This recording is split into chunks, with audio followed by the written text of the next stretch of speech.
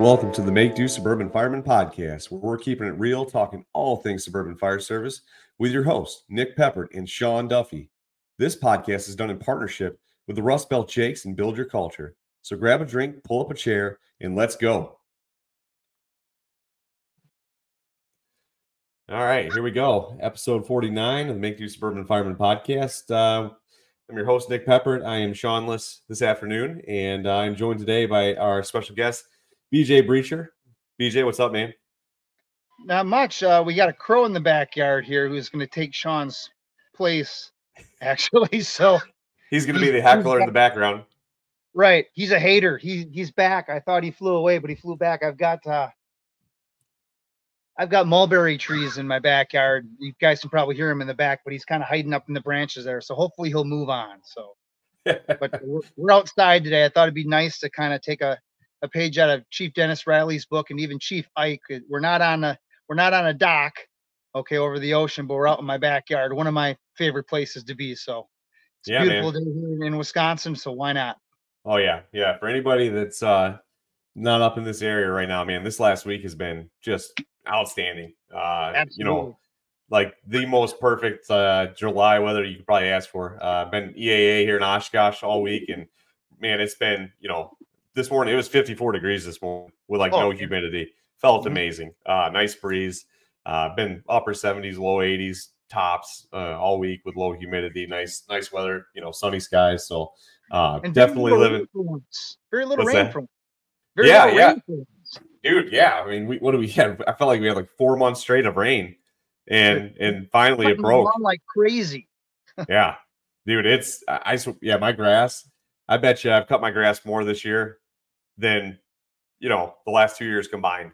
Yeah, it's just wide open. So the fact that we've had sunny weather with no rain, no humidity, it's not been hot as all get out, man. It's just been nice. So I'm rubbing it in for all of our brothers and sisters down south that it's like 110 heat index right now, and just miserably hot and humid and sweaty. So you guys don't be jealous. Don't be jealous. I know you guys will say, well, hey, come December, come talk to us, right? I know, but hey, man. Yeah.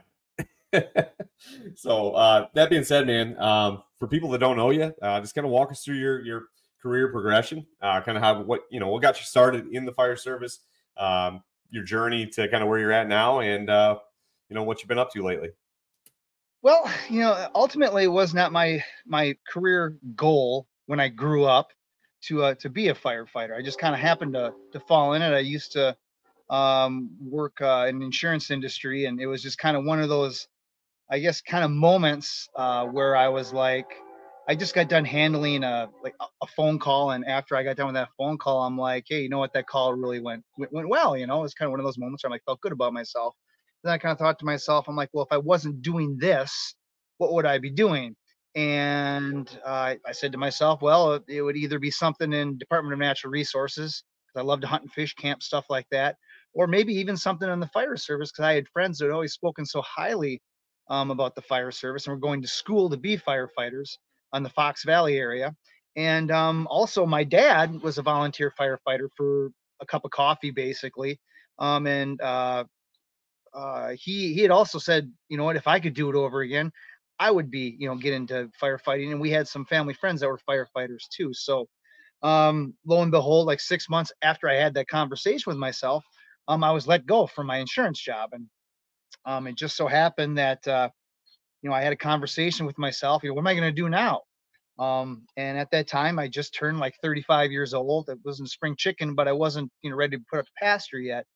And kind of had just decided I was going to take a look at some different opportunities. And I logged on to, excuse me, Fox Valley Technical College's website. And the following week that they had a wildland firefighter class coming up. And the funny thing about this whole story, and I've told this before, but it never gets old, is that my vacation pay that came from my insurance job fit the tuition for the wildland firefighter certification to the cent.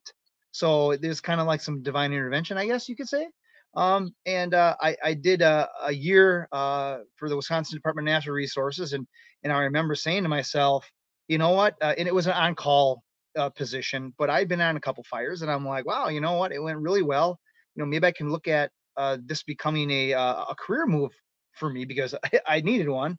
And then also I'm like, well, wait a minute, what if I thought about getting into structural firefighting? So things kind of snowballed, and found myself uh, at the fire academy at MATC down here in Madison, and did a couple more tours of duty, if you will, with the Department of Natural Resources. Got into the volunteer side of things and snowballed even further, where I got into the EMS side and spent some time where I am now part time with the city of Verona, which is like the southwest side of the city of Madison, and that also snowballed into some private EMS. And then I got offered a career position with the Forest Windsor Fire in EMS, which is on the north side of Madison, basically, and that's where I'm at right now. So it truly been blessed to, because not everybody really gets a second chance, especially when you're starting to, you're in your 30s.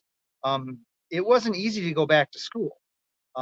Here I am. And another interesting story too was, and I love telling this, I was really not even supposed to be there. And I put my application in at MATC for the fire academy. It was turned down, but in the process of kind of, because there was kind of like a lag of getting word back if I was in the academy or not. I'm like, what's taking so long? It starts in 2 weeks. So I actually called the instructor um, and left him a message, and he hadn't gotten back to me. Well, he actually called me up like a week later, and he wanted to actually meet with me. So we met, we talked about it. And I think Rich's whole idea behind that was, okay, well, if I'm going to sneak this guy into the class, what kind of person am I sneaking in here? Is this somebody that just decides, okay, this is what I want to do because I'm bored, or is this guy going to be worth the risk? And he actually, after our conversation, and we sat down, had coffee, and he kind of interviewed me, so to speak. He squeezed myself and another guy, Justin, who is a career firefighter down in Texas now. He kind of backdoored us, and the whole premise was, hey, just kind of keep your head down, keep a low profile. And he said, the class is maxed right now, which is why you weren't uh, let into the class. But trust me, numbers will start dropping after a few weeks. And he was right, too. And Justin and I got pulled into the office after the first week.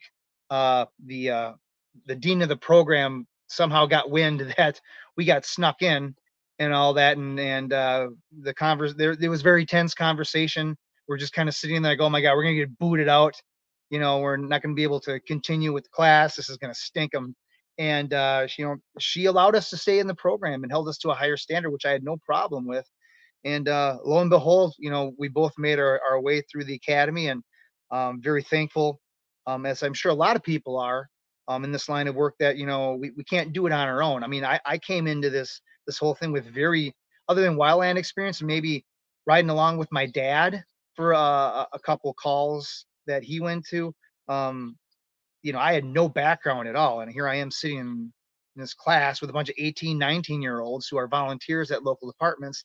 I'm just like, I'm so out of place here. But again, it all worked out. And, here I am. So just having a blast, and thankful for this awesome career that I have that has given me so much, and able to meet outstanding people like yourself, and other people that we both know and all that. And it's just been a labor of love since day one.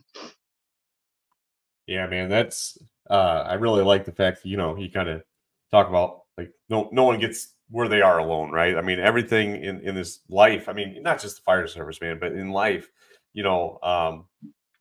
I think you got to do the work, obviously, and be willing to put yourself out there. But I mean, I look at opportunities, man, that I've had, and it's just people like taking a shot on you, right? Taking a chance, like, hey, give this guy, from Nowhereville a chance to teach, or a chance to to do whatever. I mean, I mean, if you would have told me 10 years ago that I'd be podcasting, that I'd be writing, for trade journals, or teaching, Yeah.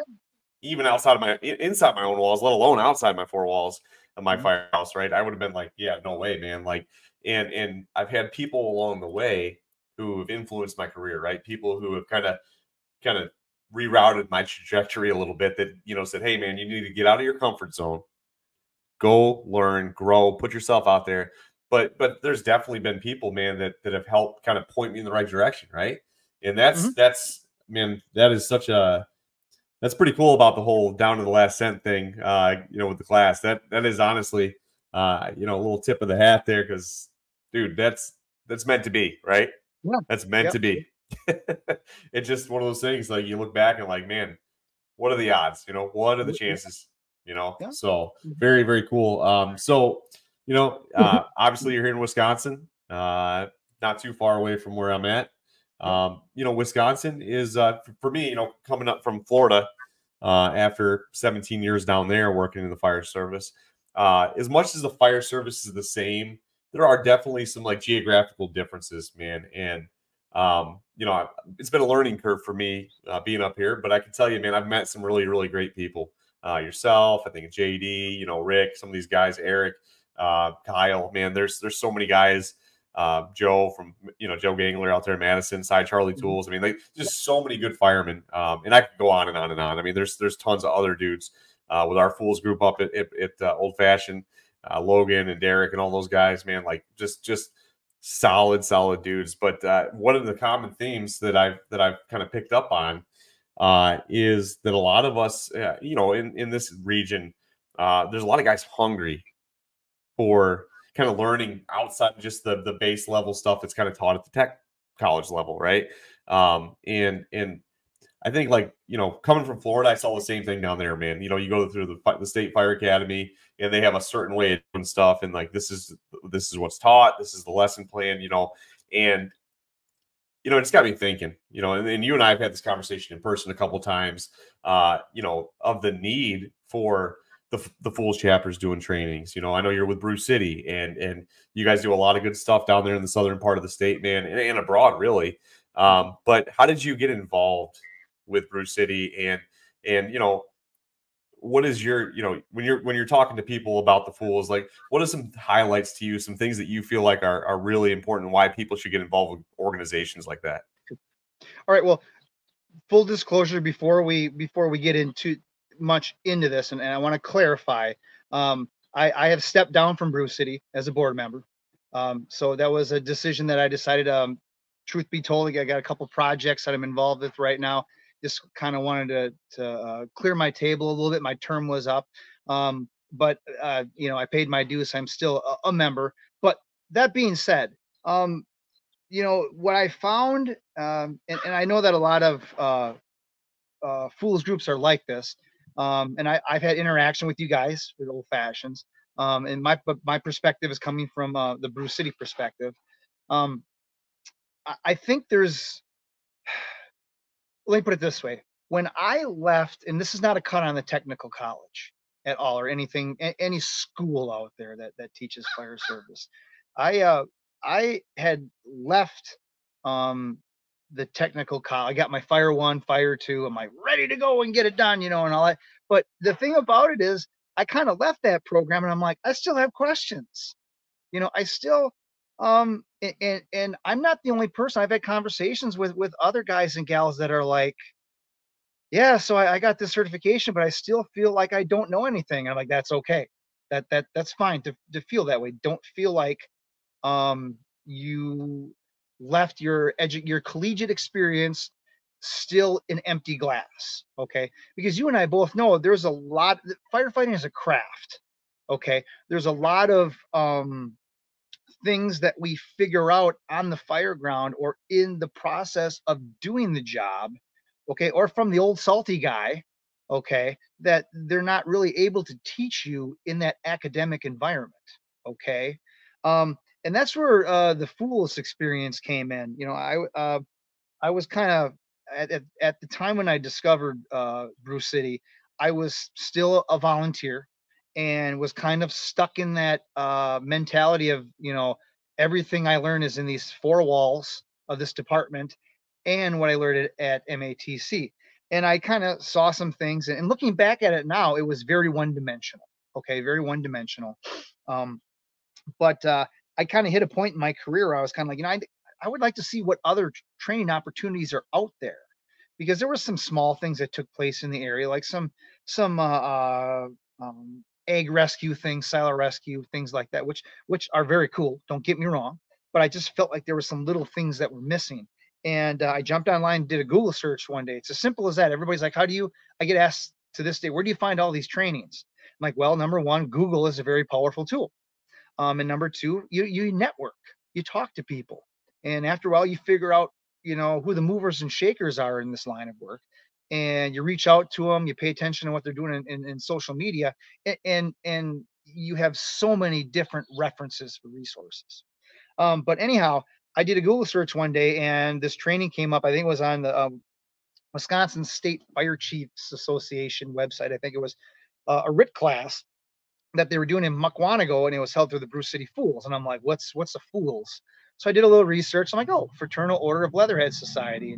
And basically what it was a bunch of like-minded guys that did training, and it wasn't affiliated with the technical colleges or anything like that. And it looked like a cool class because it was RIT. I'm a RIT guy and I'm a search guy. I enjoy that stuff. So it was kind of right up my alley. So I remember talking to one of the guys at the time and saying, "Hey, listen, I got to work Friday night, but I will be able to be." It was a weekend class. Friday was lecture, and it was Saturday and Sunday were hands-on stuff. And I said, "Hey, I won't be able to make the class part on Friday night, but can I still come for the hands-on stuff?" And like, "Yeah, sure, come on out." And the timing was right, and the price was right too. So I got out there and they had an acquired structure and we did all kinds of stuff. And I'm watching this stuff happening and I'm like, okay, number one, this stuff is cowboy stuff at the time. Okay, that I was taught through my experience with my volunteer department. But number one was cowboy stuff, which equals danger. Whoa. And then the other thing was like, but it's still pretty cool. And then the third thing was it made sense. So, for instance, I'm watching guys do bailouts out of ladders, off of second floor on ladders.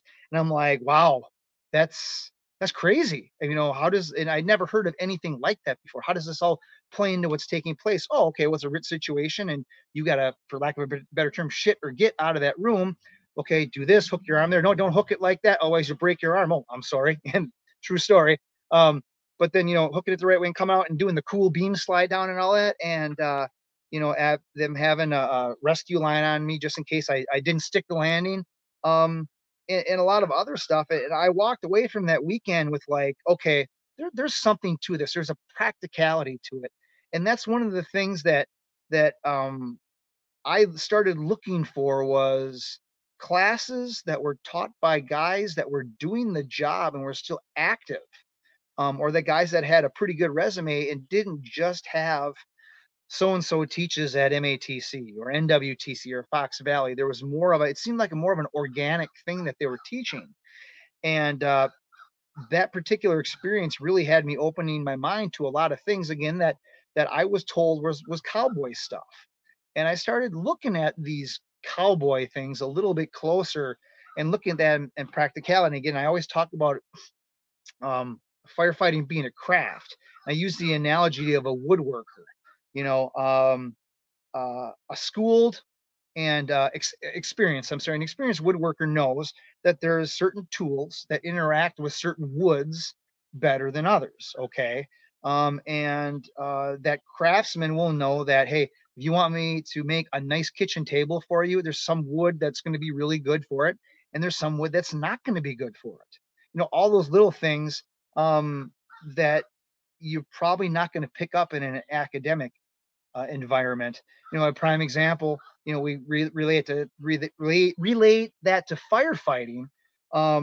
There's a lot of people out there like, don't run with a ladder. It's dangerous. Okay. And for the longest time I got that, but then I see videos of guys running with ladders. I'm like, why does I get running with a ladder? It's dangerous. But then when you get information that, hey, listen, we know that fires increase in size the longer that they are left unimpeded, and the longer that someone, a civilian, is in an IDLH environment, the worse it is for them. And of course, firefighter rescue survey data tells us that the faster we get them out, the better. So I'm going to move my ass on the fire ground. I'm going to run with a hose line. I'm going to run with a ladder. I'm going to move with purpose. Now, I'm not going to be running on the fire ground for a CO alarm, because that's the first thing people are like, well, you shouldn't have to run for everything. Yeah, that's true. Okay. I do function with a little bit of common sense. Okay. But if I roll up in the front yard and I see somebody hanging out a window, or somebody comes up to me and tells me my daughter is up on the second floor in the BC corner. She is in there. She can't get out. And I see every fire coming out of every window except for that one. You bet your ass I'm going to grab that 24 or whatever, and I'm going to be hauling ass. Get out of the way. We're going. We got work to do. So again, the fools really opened my eyes to the practicality of some of the things that we're doing or that we should be doing. And that, again, no disrespect to the technical college, but, just because it's not in the book or it's talked down upon in the book does not mean that it's a legitimate tactic. Yeah, no, that's the dude, spot on. I mean, at the end of the day, I think, people take it as, oh, you're slamming the education system. Maybe our education system needs some updating. I'll say that. I think there's stuff in the books that are being published, and there is a movement right now to try to, change some of that information and make the education better, make it more accurate, make it more data driven, which is awesome, right? But I also understand you got to start somewhere. I understand there has to be a baseline. Totally get it. Yep. But for people listening to this, if you're not involved outside of your fire department or outside of your little bubble, the departments in your area or whatever, I encourage you, go find a fools group nearby, find, a conference, something a couple times a year, man. Just get outside and go do fireman stuff with people from other places, and you'll be, blown away. I've experienced this. You've experienced this. Anybody who's ever done this will tell you that it is an eye-opening and an enlightening experience when you're around 300, 400, 500 other dudes that are just hungry to learn the job, that want to get better, that care about the job, and like it makes you better by default. Like when you're around that, it's going to challenge your status quo. It's going to challenge your norms and make you have to. What for me, Liam, like I think what it did for me is like it showed me what I was doing right and things that maybe I could do better. It showed me my deficiencies, because you start getting around these rock star dudes that are like, you start watching some of these guys like, man, how does he move like that?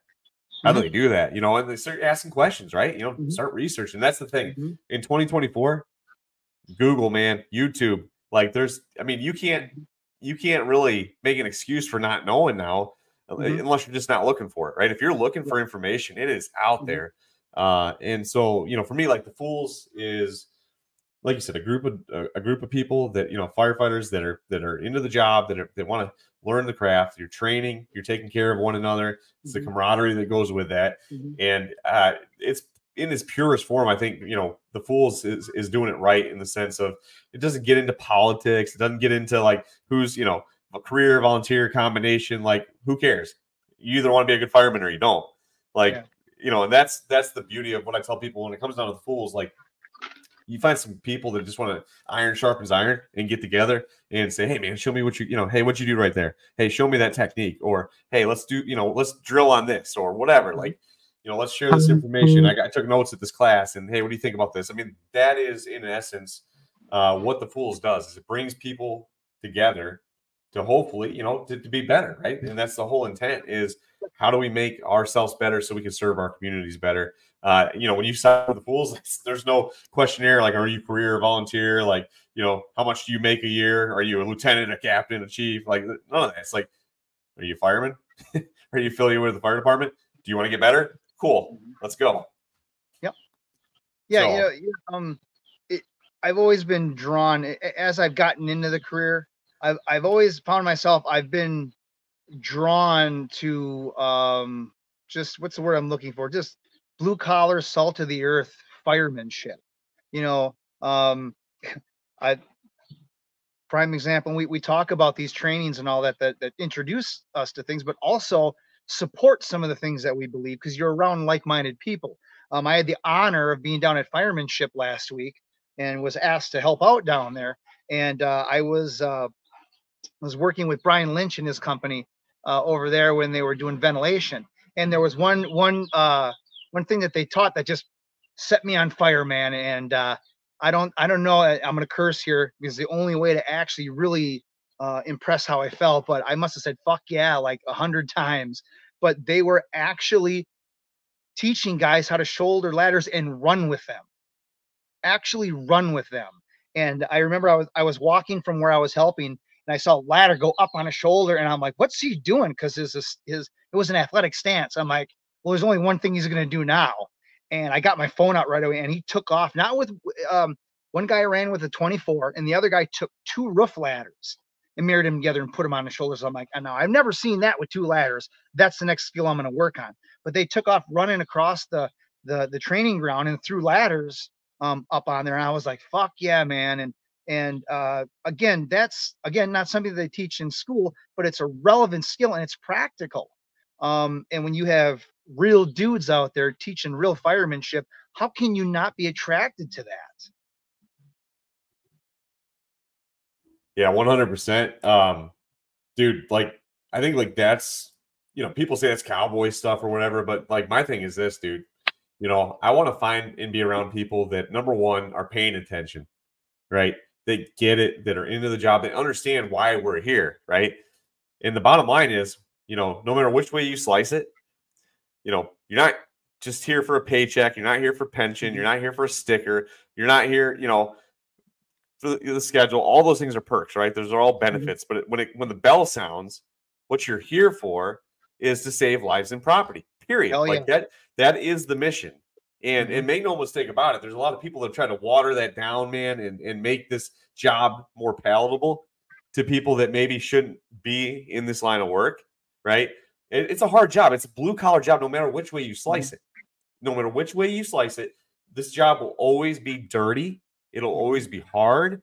Like, we do stuff that other people can't do. And that's the stuff to me. Like, I want to get into your mindset, because I know that that's a big thing right now in the fire service is this kind of almost a civil war going on, this battle brewing between kind of the old the NFPA ISOs, the textbooks, the risk averse stuff that's kind of crept into the job for the last 20 or 30 years, little by little. And guys kind of pushing back, like, hold on a minute, wait, can we be sensible about this? And then what's crazy is, like, this whole pushback, we get labeled as cowboys or you're wild, what are you doing? That stuff's, that's not safe, whatever. But then it's funny because, like, there's this mindset with the risk averse mindset. Well, you guys are just, trying to get people hurt and killed. And it's like, that's not it at all. I just want to train and be good at what I'm doing so that I can be effective and hopefully bring myself, my brothers, all the people around me back home safe, right? That's the whole idea. It's like, it's not, safety is such a relevant term, right? It really is. It's a relative term because at the end of the day, there's so many things that go into into safety. When we're talking about risk, and people get on this moral high horse of I've never put my guys in harm's way, but like, you're not understanding the job then, because we are in the job field of managing risk. We are in the job field of actually doing stuff that sometimes is risky. Now, I get it. We're trying to do it as safely as possible, but not at the expense of effectiveness, not at the or the expense of the mission itself, right? And I think, like, that's where people kind of get this kind of rift, if you will, in the fire service right now. So I want to get your mindset on that, man, because I can tell you that I think there's this misconception that people that are into the job that want to, oh, you guys are just trying to get people hurt and killed. Like, no, that's not it at all. We just want to be effective, because you understand that we're the last wave of the last chance of survival for people, and you understand what the job is about. And so, man, I'm sorry I got on a little rabbit trail there. But at the end of the day, man, like, I want to get your mindset on this, because I think that when we're talking about operational excellence, do you feel that there is a point where we, where we lose effectiveness because we're trying so hard to be safe? Do you feel like there are things that, that we do that if we've built in over the last 20 years, say, in the fire service, whether it's, mandatory written place, you got the new OSHA stuff looming, and there's so many things going on in the fire service right now where, you got to have water supply established before we make entry, or you got to have written place before we make entry, and all this kind of stuff. At what point do we start kind of shooting ourselves in the foot as a profession? When, where do we draw the line and say, well, we are going to do this or we're not going to do that? I mean, in your mindset and the stuff that you've seen, what are some things that kind of resonate with you when it comes to being effective on the job, right? And in our approach to the job, where's that line for you? Where do you sit there in your mind and say, okay, I'm not trying to be reckless, but I also want to be effective. Where is that line in your mind, in your personal career, but also when you're looking at your, the people around you, the people, within your own organization, other organizations nearby, people you've interacted with, do you feel like maybe we're missing the mark a little bit as a service when it comes to operational excellence and risk taking? Well, I'll kind of build it up here to begin with. I think there's the notion everyone goes home. I think that kind of dilutes a little bit of what we're trying to do. The safety culture is another thing that kind of has people putting on brakes, I guess, when it comes to doing the job. But I think there are a lot of people out there that forget that this is a dangerous job. Okay, there are inherent dangers. I mean, let's look at it from just from the most basic instance. We're running into a burning building. That's a good day for us. Hell yeah, dude. We got a structure fire. We're running into a building. And I know there's a lot of people that are like, you're out of your, there are cops that are, you're out of your mind, man. But what people don't understand, and you've alluded to this earlier, what is dangerous for one person is not dangerous for another. Okay. Prime example, we had a smoke alarm going off at a duplex. This was about 3 years ago. And the next door neighbor was home, heard it going off, and but the neighbor to them was not home. So she said that it sounded like it was going off upstairs. So what did I do? Grabbed a ladder, threw it down there, and typically, not to go off the beaten path here, but typically those duplexes that are next to each other will kind of mirror each other. So I went in, I checked, the neighbor's place a little bit, came back through a ladder, and Chief was like, "Can you get in through the window upstairs?"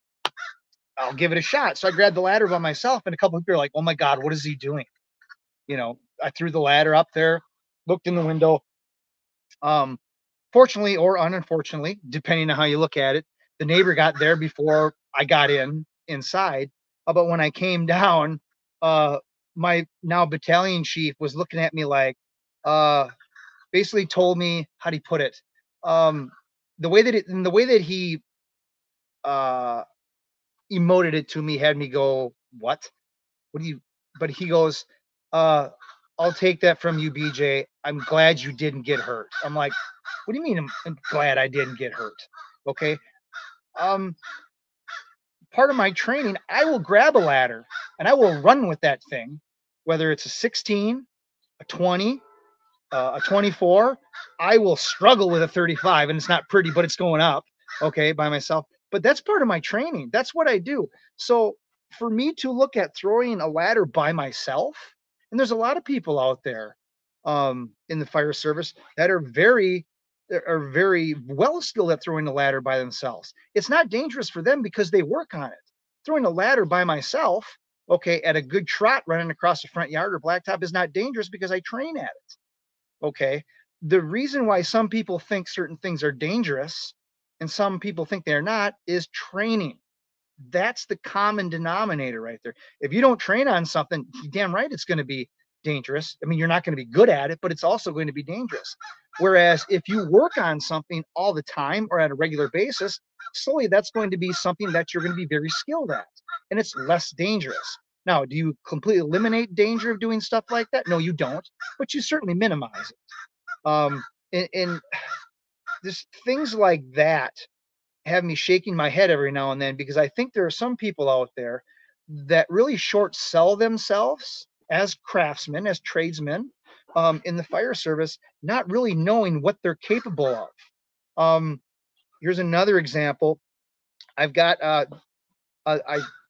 I love my crew that I'm with right now because they love to learn, and they like that I kind of push them a little bit to do things that they probably wouldn't normally do. And we have a acquired structure in DeForest right now, and we decided to go out last week, earlier this week, and we had just got done doing some RIT things, so we did taking a down firefighter down a 35-foot ladder off the second floor. This is something that my department, I'm just going to say it, they don't do it. They don't.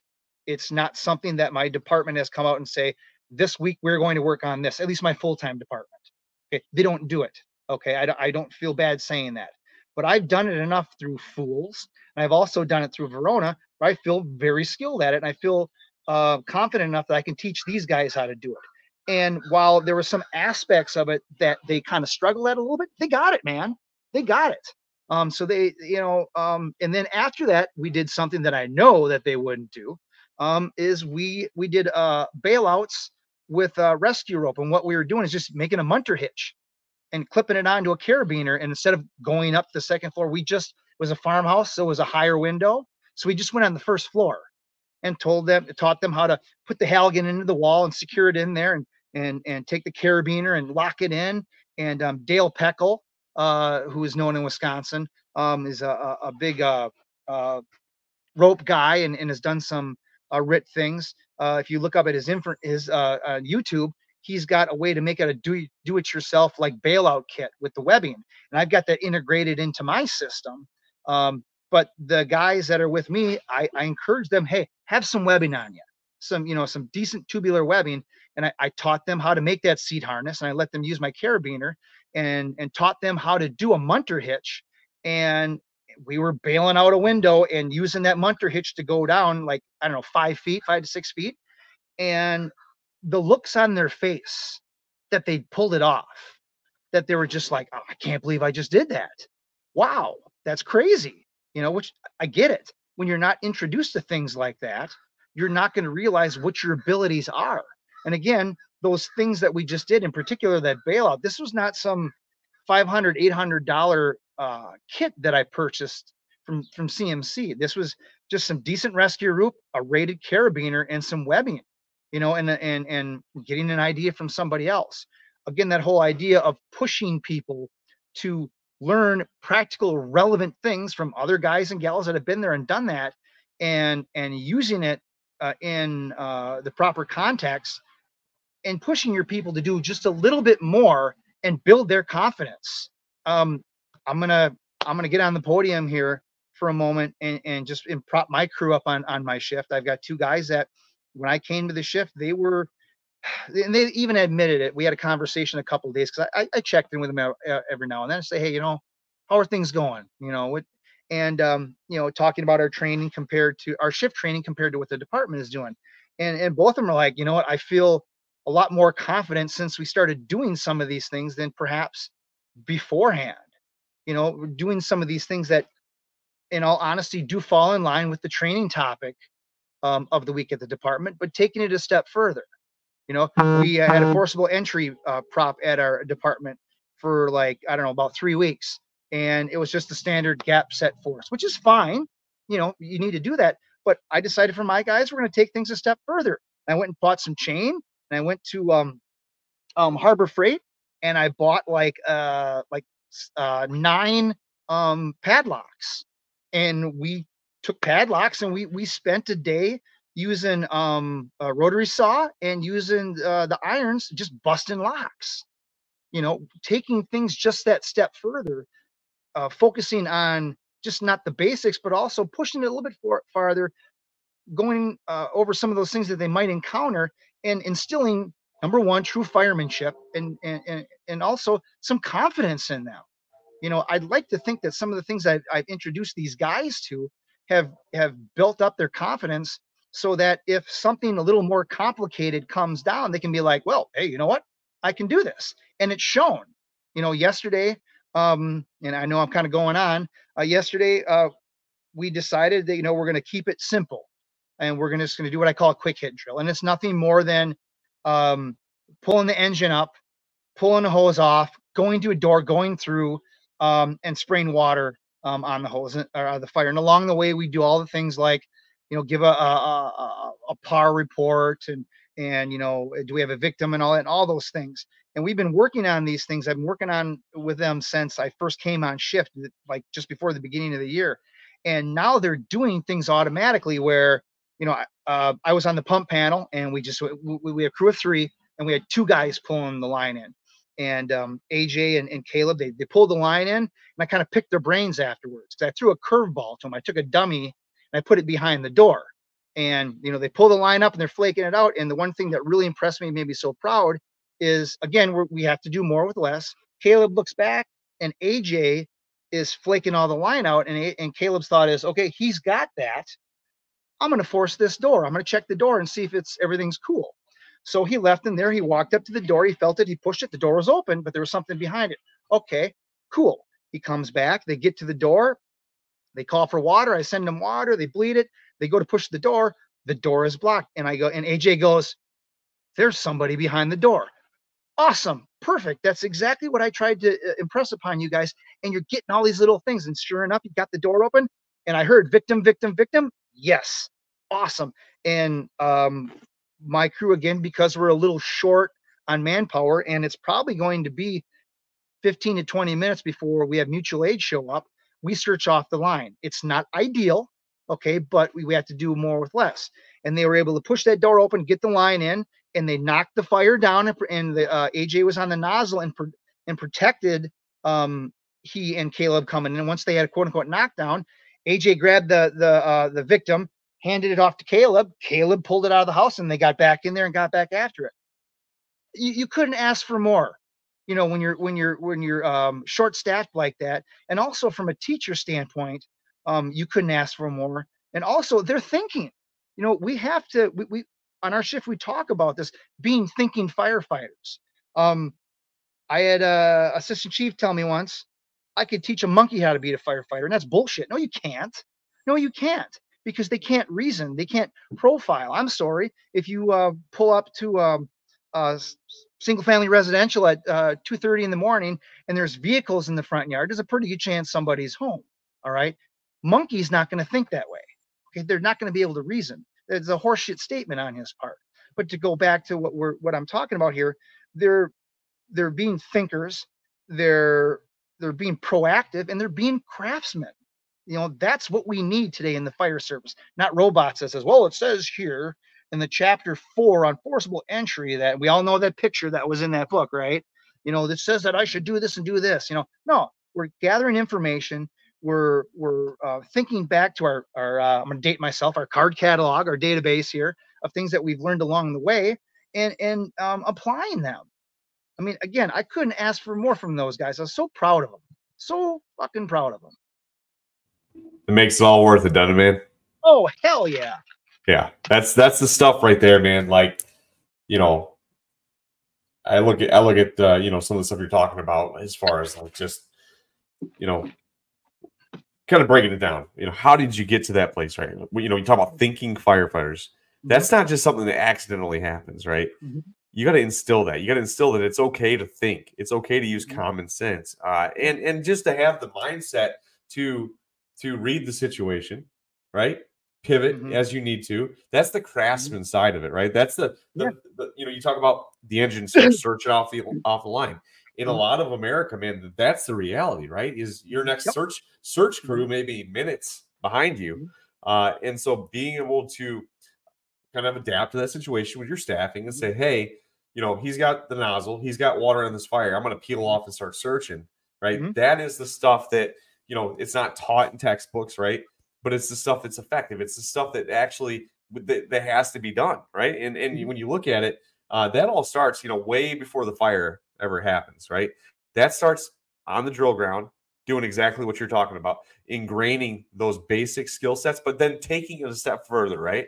Saying, okay, let's add a couple elements. And really, there's nothing new under the sun. Let's be honest. Like, you know, you take the basics, you know, of anything, whether it's rope work, forcible entry work, ladder work, right? There's basic fundamentals that apply universally, you know, but it's the real professionals know the little wrinkles, right? They know the little things that make the difference. You know, they read the situation and they say, hey, how does this apply to the situation? And they know those little things that, like I said, the fundamentals are the fundamentals, but because they can slow it down in their mind because they've done it 100 times before they ever got to that moment, right? They forced 100 doors before they ever went to that fire. And now when, you know, they've seen some stuff, you know, and then you start adding a little experience there, you're picking the brains of people that have experienced different things and putting it, like you said, in the Rolodex, man, and the old man, you know, for any of you young guys out there listening, you know, we actually used to have to write stuff down. Okay. There was a time in the days of yore when we had a little thing called a card catalog or Rolodex, and we wrote things down, and that's how it was, and we liked it. And it never crashed on us either. All right. We never lost it, never got deleted. But dude, Yeah, don't get me started on that, man. Making me feel old now. Yeah. But it's funny, I grew up, I remember as a kid, like I was like middle school. We got AOL. That was like the thing. And Yep. it was slow as molasses, man. And if someone picked up the phone in the middle, it'd knock you off. And like I tell my kids that now. My daughter just looks at me like she's like, "What? You didn't have Wi-Fi? You didn't have Wi-Fi?" I was like, "Heck no! I didn't even get a cell phone until I was coming out of high school, and it was a block Nokia with a big antenna." Yeah. So, and the older guys listen to the show, be like, "Oh, you whippersnappers!" Let me tell you, yeah. Every generation. But back to mindset, man. Operational excellence doesn't start on the fire ground, right? It doesn't start there. No. It starts with this right here, your brain, the mindset that you bring, and then the intentionality that you bring to the drill yard, to the firehouse. Yes, absolutely. Yeah, there's, I think it all goes back to, and I talked about this in a previous podcast, talk about checking boxes versus actual training. I think that there are some people out there in some departments or whatever that feel that, okay, we're training today, we just got to get it out of the way. We need to check the box and get it over with. And we're doing our people a disservice, in particular our new people, because number one, and again, I'm not banging on the technical college system, but my whole experience with the technical college system, and let's talk about like live fire training. Okay. You go to a burn tower and you go into a room that is 10 by 10. Okay. And you got concrete floors and you've got metal side and you got a concrete ceiling. And there's a 4x4 crib in the corner burning with hay.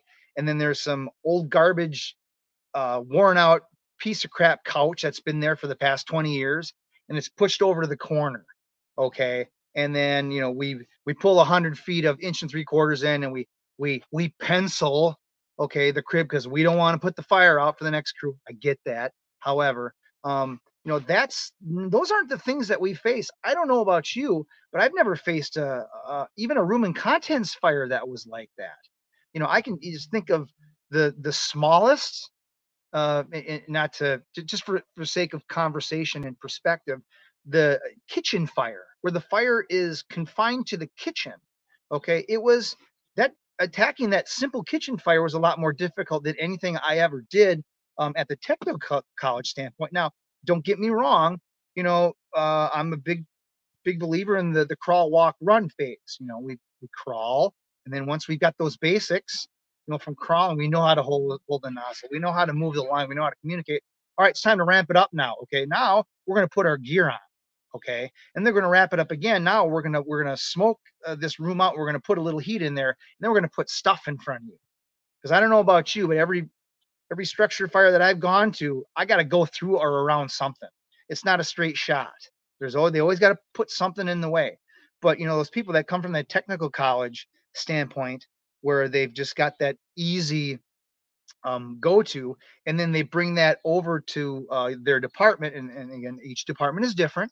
Okay, but if you have a department that still trains that way, you're shortchanging your new people, but you're also shortchanging your people that are there. And let's face it, you and I both know, regardless of how big our department is, we're not going to fires every day. So it may be easy for some of us to forget what it really takes to stretch a line 40 feet from an apparatus. Okay, mask up, bleed that line off, get in through the front door, and then make your way back to the kitchen and spray water in that oven. Okay. To you and I, because we have experience, it's pretty typical, nothing too crazy. But there is a little bit of effort that goes into that. And if you don't expose yourself to stuff like that, even something as simple as that is going to kick your ass. And if we don't try to inject a little stress, a little difficulty, a little bit of static, if you will, with some of our trainings, as opposed to just checking the box, we're gonna create more issues than we are fix them. We've got to try and create as real as possible training environments and situations. Not every victim that we pull out of a building is going to be Rescue Randy. Okay. Our victims may not have handles on them, handles, AKA close. These typical, I tell all the guys that I train, if if the majority of our rescues that we're making per firefighter rescue survey are between 9:30 at night and 8:59 the next morning, pretty good chance they're in bed, and I don't know about you, but I dress down when I go to bed, so you're not going to have a lot of handles where you've got to, hey, listen, that little loop behind Rescue Randy's neck, it's not going to be there, when you're pulling, the typical Wisconsin resident, out of a second floor window. That's not going to be there. That's not how this works, and we can go on to all those other things, but we really need to make sure that we're testing our people when we train them so they can walk away with some confidence, but also understanding, hey, you know what, this firefighting business isn't a walk in the park. It's going to require a little bit of grit, a little bit of fortitude, and a little bit of balls along the way, and you're going to have to break a sweat to make it happen. Yeah. Oh, dude. So on the Wisconsin resident statement, I just got to clarify for anybody that's not from this area of the country. Let's just say that there's not a lot of 160-pound, full grown Wisconsin adult men or women. That's just being fair. That's a fair statement. Some corn fed folk up here. We like our beer and cheese. You've lived here long enough, I hope, where it's Friday, so you know what Friday night means. Oh yeah, fish fries. Yep, fish fries and old fashions, baby. Yep. So we eat a little heartier up here. Hey, you gotta put a little extra layer there for the winter. I mean, you got long winters sometimes. So yep, exactly. It gets a little chilly sitting out on that ice watching for tip ups. You got to put a layer on, right? But yeah, it is. We again, just to kind of bring it together, we need, regardless of whether you're in Florida or Yukon territories, okay, you've got to make sure that you're testing your people so that they're prepared for that hardship that takes place when you're firefighting. And that's why, man, I know there's a little big thing with the PFAS stuff going on right now in fire service. People using that as an excuse not to put their gear on a train, but there is no substitute for working in gear. There's no substitute. And it is amazing, man. Like, I've watched this time and time again, right? And I've seen this in my own life where, you get comfortable in the bay with a force door with helmet, gloves, pants, whatever, and you're doing your stuff, and that's great. And it's amazing when you put full gear on and you limit mobility and vision, and you maybe add a little, make it dark or whatever. Like, when you start adding these layers, the skill didn't change. You're still forcing the same door, but all of a sudden you got extra weight, you have reduction in vision, it's hot, all these things. You're a little tired because you just got done stretching a line to the door, I mean, all these things, your heart rate's up, they compound, and if you have not been acclimated to doing that stuff in full gear, you're gonna hit the wall a lot sooner than if you had been conditioning. And so, like, I hear it all the time. Well, you shouldn't work out in gear, but man, like, that's like telling the military not to condition in their vests and their all their stuff, their rucksacks and all the stuff they got to tote around. Like, yeah, just walk around in shorts and a t-shirt and you're going to be, that's the same. No, it's not the same. There's a reason why they have these guys doing rucks, doing these drills with all this gear, right? Because they want them to be proficient in combat, right? With all their stuff, it's like football players that, no matter how many walkthroughs you do, you can walk through all till you're blue in the face, but it's and you see this every football season now because a lot of these guys want to sit out like training camp, or not training camp, but preseason or whatever. A lot of starters don't want to get hurt. And the first time they get popped in the mouth in the regular season, you can tell it's like, it takes them a second. It's like, man, they're a little rusty. They get on the field. They're not quite executing, right? It takes them a few games to kind of knock the rust out because they didn't take those hits in preseason, right? They didn't get out there and maybe get the reps that they maybe should have at game speed. And so, like, anybody who's played sports, anybody who's done any time in the military, law enforcement, or any of these professions that require you to wear stuff, the gear, they'll tell you, like, there's no substitute for doing it in the real stuff. I mean, it's one thing, to sit at a shooting range. I can tell you this: I like shooting. I enjoy hunting, fishing, being outside. I enjoy shooting, and I can tell you that standing with a cold one and shooting targets at 25 yards, standing still is completely different than having a bunch of crap on, a vest on, a helmet on, and running around with your heart rate at 150 trying to take shots. Like, that's just not the same. And so why do we do that in the fire service? Why is it this mindset, well, I don't want to put all my gear on? Because it's easy. Right? That's why they do it. It's easy. And don't get me wrong. Man. Yeah, don't get me wrong. If we're introducing a skill to somebody, let's go shirts and skins, okay, for lack of a better term. Let's take the jacket off and let's keep your bunker pants on and hell, let's even drop our gloves and just put your extrication gloves on for the time being. However, you talked about game speed. All right. So we, last training we were here and we were forcing doors, okay, and we were just now we're gonna go a little more. We're not gonna crawl anymore. We're gonna walk. We're gonna put your gear on. We're gonna put those things on your gear that you need when it's the real deal, when it's game day, and it's a game. It is a complete game changer. To take it a step further, there's a lot of guys out there in the fire service that are studs in the gym. And they run this far and they could bench this much and they do all those things. And that's awesome. I think we should all be like that. But, and I've been a victim of this too, but then we'll put gear on them, put them in that live stressful situation, put them in smoke and heat. That's the ultimate equalizer. And that's our reality. And if you're not preparing for that reality, you're not preparing to do the job. Yeah, dude, that's spot on, man. And I think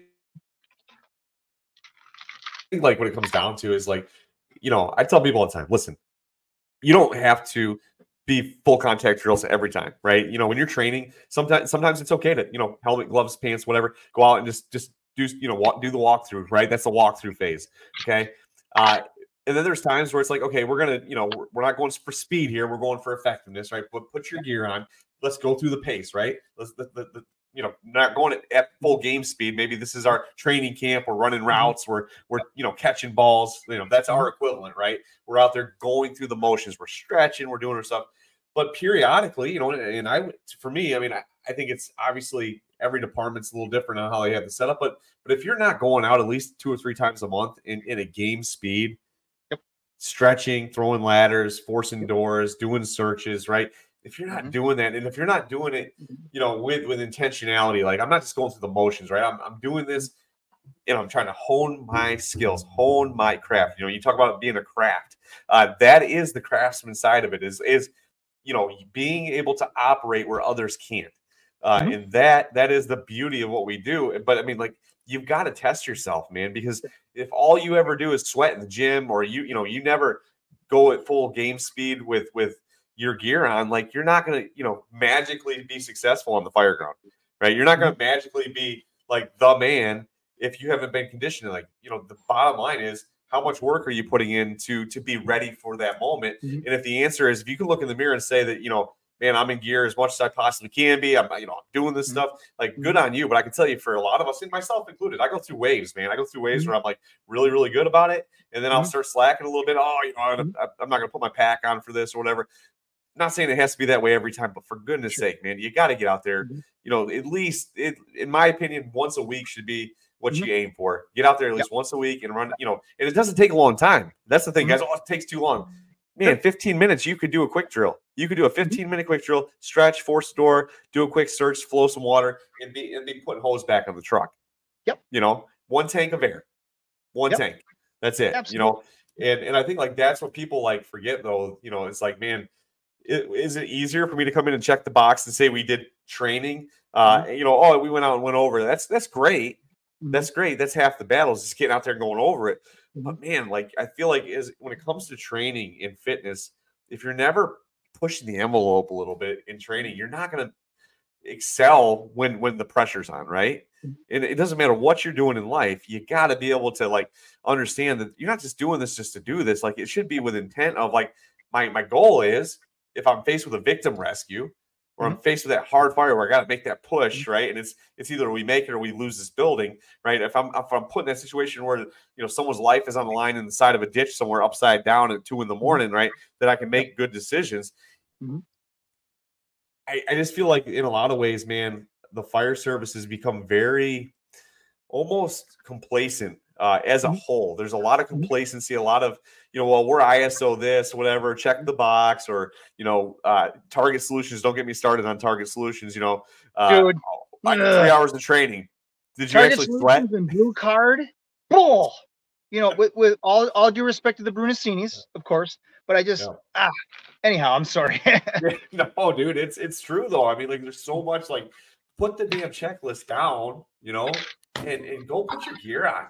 Go on the bay, man. Throw some ladders, do a search, My thing too is you talk about like pushing the envelope and going a little step further. I think one thing that a lot of people forget, and I'm just as guilty as the next person, I get kind of paranoid with this from time to time, but everybody forgets that regardless of the tactics we use, and regardless of how experienced we are and how in shape we are, people often forget, at least especially the new people, that the fire ground has a say in what happens too.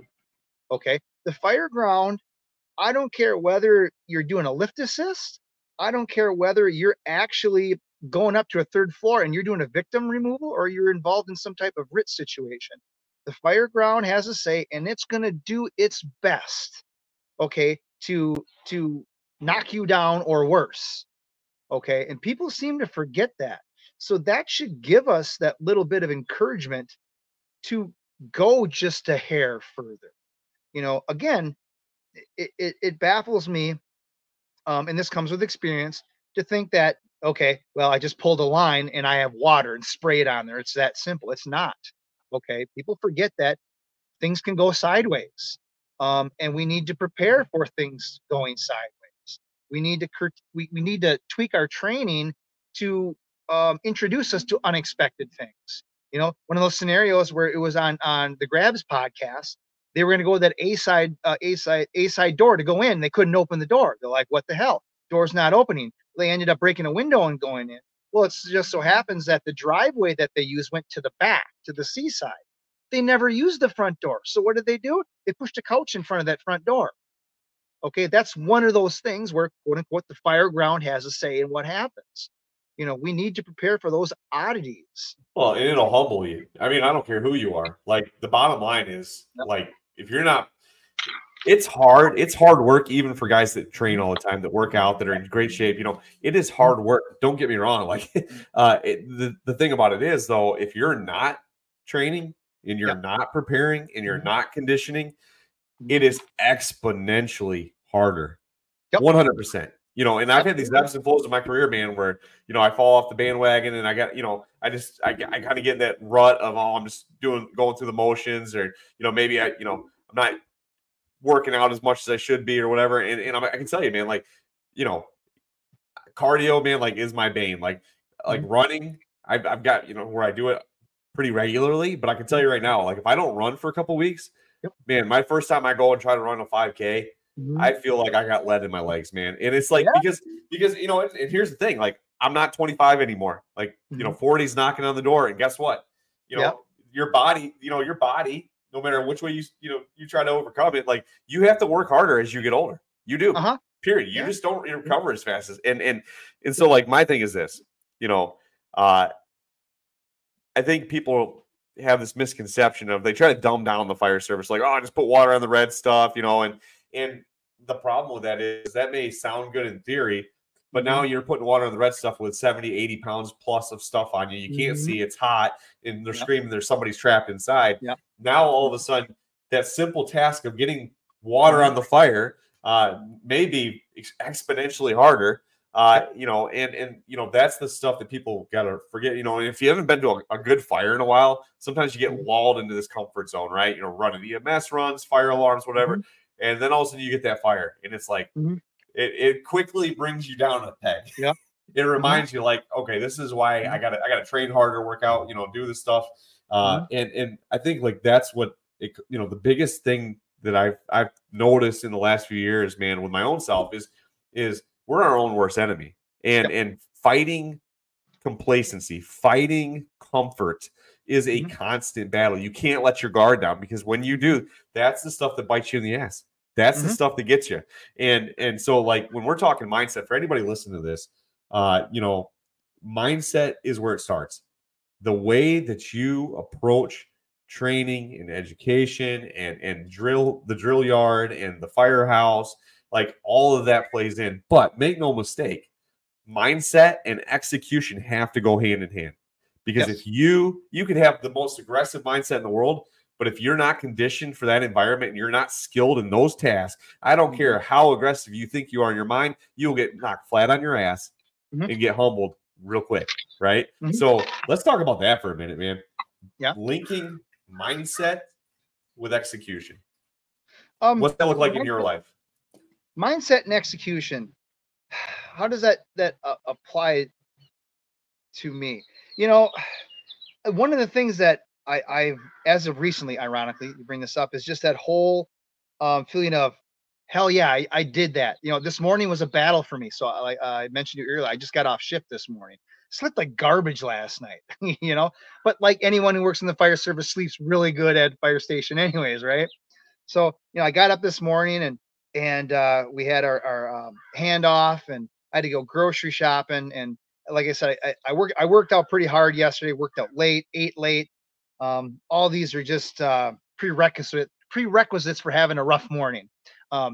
And I got home, I packed groceries, and my floor needed to be swept. And I got some plans with the girlfriend and her sons tomorrow, and some things I want to do today. And it gets really easy to go, hey, you know what? I'm not going to run today. I'm going to let it go. Maybe I'll run tomorrow. I know that ain't happening tomorrow, but I'm just like, no, I'm going to do this. I'm going to do this. And it's such an awesome feeling when you're able to get that off your list, that especially working out, because working out is not easy. Being in shape is not easy, which is why not everybody does it. But that, you know, that feeling afterwards that you get makes it easier for that mindset to link with everything else, and it's kind of like priming a well. It becomes a little bit easier. It's simple, but it becomes a little bit easier later on, because you know, after a while, repetition, that's what you're supposed to be doing, and that's what's going to make things a little bit easier for you down the road. My my how can I put this? Well, my work days, typically at our department at DeForest, our work days are basically from 6 to maybe about 4, generally speaking, maybe 5. But my work days, me personally, my work days from 6 to about midnight, because, you know, I do my things during the day. We have our things to do. We have to go on calls. We have to check rigs. We have cleaning to do. Maybe we have pub ed to do that day. And I want to make sure that the guys get some training in. So I got to make sure that, excuse me, I've got those documents and the lesson plan all set up, and all these little things build up to that. But there's also some things that I need to do. Otherwise, I feel like I didn't accomplish everything. You know, I like to show up late to DeForest, and I go for my run before my shift in the morning. And then at some point I try to eat a decent meal at a decent time. And that doesn't always happen, because gravity gets some of our people in our community, and we got to get them up off the ground and get them in the emergency room, right? But I like to get my own personal training in, as far as something as simple as reading something on FSRI. Maybe I'll go out and mess around with something in the apparatus bay. And I'm responsible for the hand tools and the ice rescue equipment and swift water and all that stuff. So I've got all those things to do. And then when that work day is over, I like to do my regular workout. And part of that regular workout that I do will be incorporating things like throwing ladders or pulling lines on my own. So by the time, more often than not, when my work day is done, it's 9:30. Last night my work day was done at 11. And that end of the work day involves me having a meal. And I might sit down and listen to a podcast or something like that, and just not necessarily turn my brain off, but kind of idle it down a little bit. But just that feeling of being able to accomplish all those things. The other thing too is that, for those of us that do those things, we get a reputation for that. Okay. And some of us are proud of that reputation. So we don't want to let the guys down. There are certain things that I do that that the guys that know me know that, hey, that's what he does, and that's what he brings to the table. And I would hate to let my guys down by not being in shape, by not having that training set up for them for them to feel good about themselves afterwards. All those things. And after a while, it just becomes habit. And what really helps, I guess, solidify all that is when you start to achieve success in doing these things. Prime example. I'm kind of a forcible entry nerd, and I remember for the longest time, trying to get that baseball bat swing done, trying to make that work. And man, and I tell this story all the time. It's funny as hell. I can't do it in training, but I'm 2-0 on live fire incidents. Where all those quote unquote failures I did, but I wanted to succeed. And all I did was fail during training. Also, I'm on the fire ground, and for whatever reason, this door does not want to open by conventional means. My go-to, putting that adz end in there and prying, it's not working for some reason. I'll break the glass and reach my arm in. Well, for whatever reason, I can't get my arm around to unlock that. Well, here goes nothing. Wham! Stuck it, and that whole jam just blew right up. I'm like, fuck yeah, dude. Success also creates that confidence and helps bring all that together. Like, you know what? If I wasn't doing all that, I would have never succeeded at that baseball bat swing. If I wasn't doing all these trainings, I wouldn't be able to pull that line or make that grab or all those things.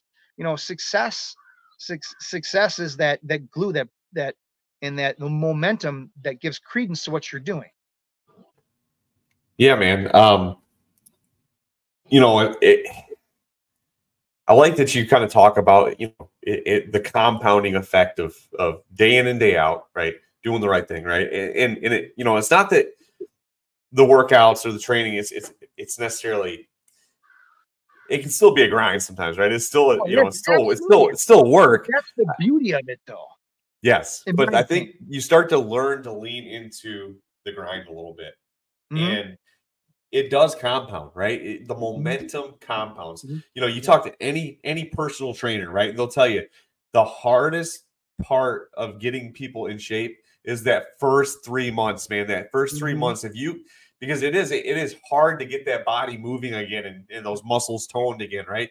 But once you build that habit, right, and you build that repetition, you feel terrible when you don't do it. Yeah.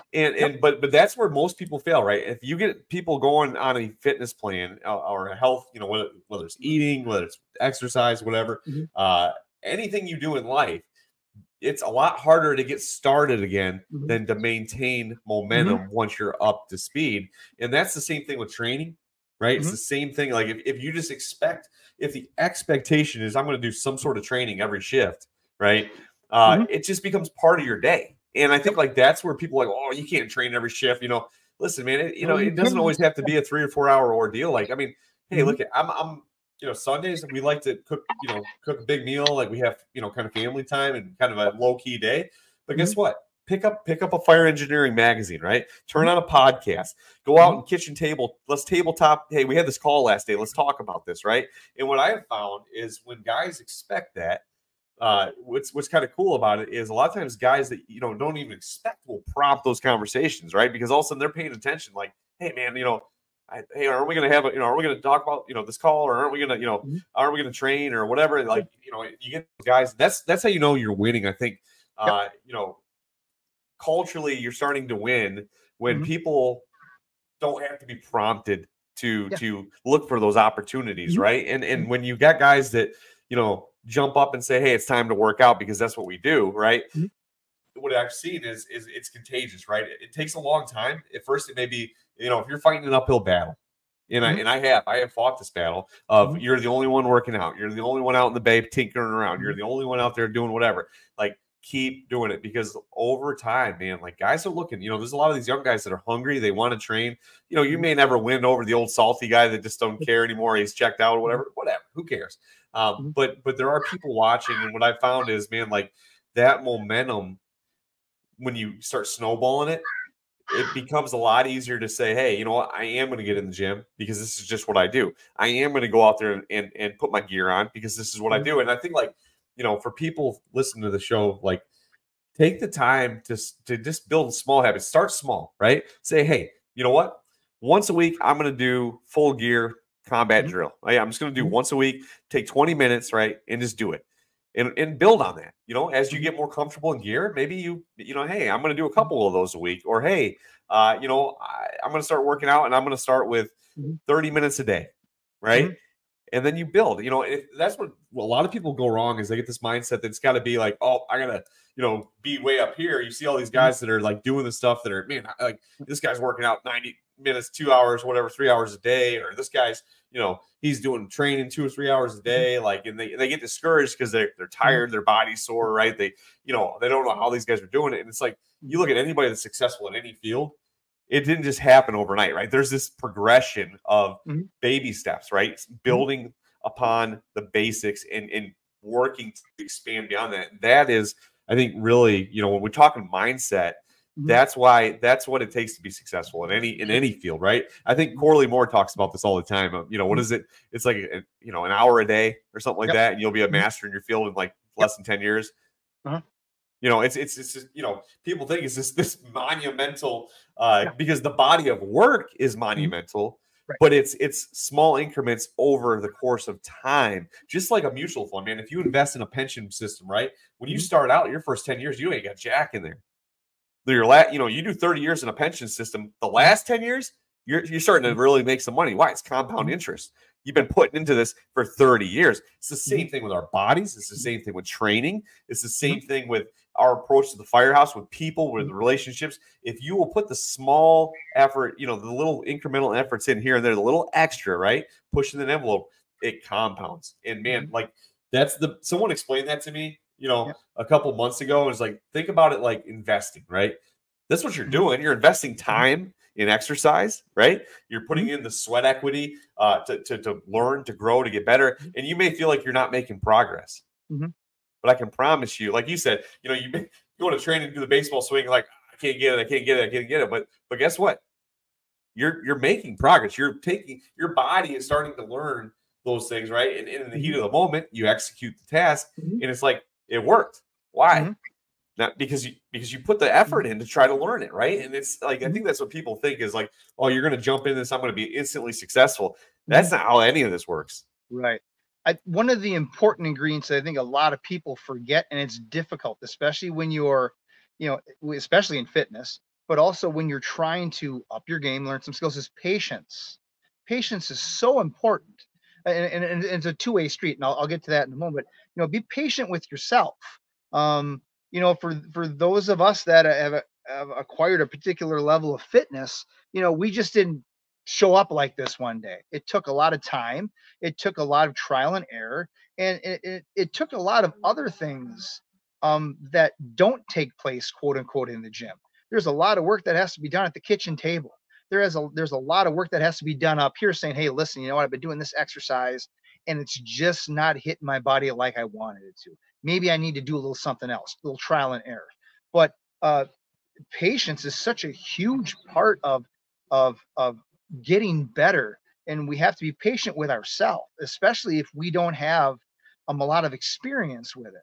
Hopefully we have good mentors or good trainers or instructors that are going to guide us correctly, but we can't expect to be in amazing shape after 1 week or even 2 weeks or 3 weeks. But the magic is in the work that you're doing. Keep doing it. And we've all been there where all of a sudden one day, kind of look in the mirror, you're like, hey,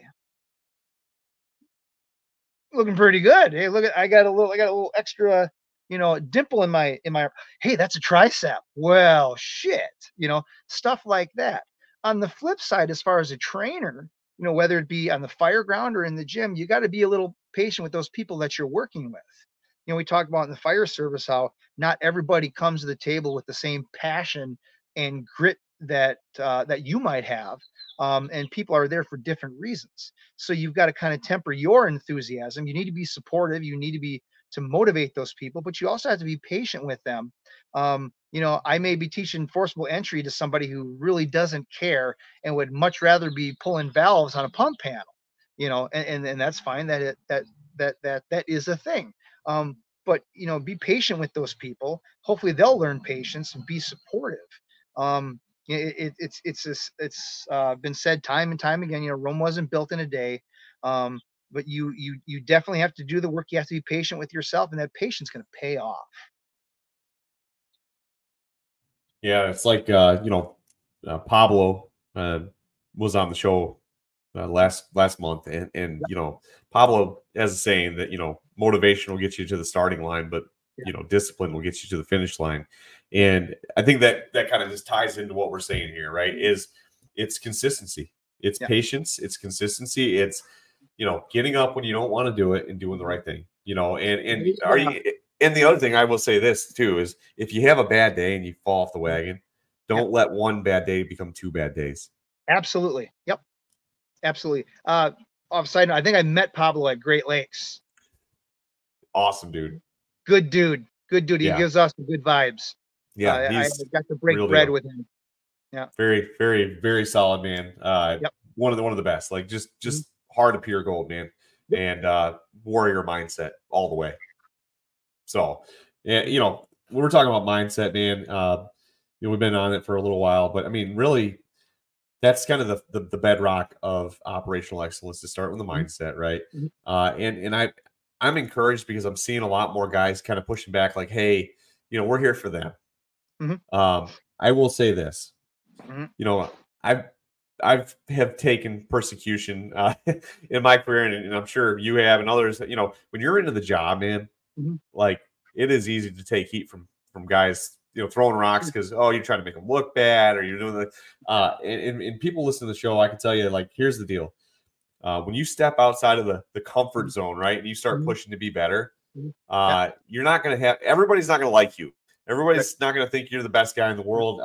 They're going to try to tear you down because it does, it does make them uncomfortable. It makes people uncomfortable when you push the envelope. So understand that, but realize why you're doing it. And when we're talking about being there for them, it starts with our citizens, right? That's our oath. We're going to protect our lives and property.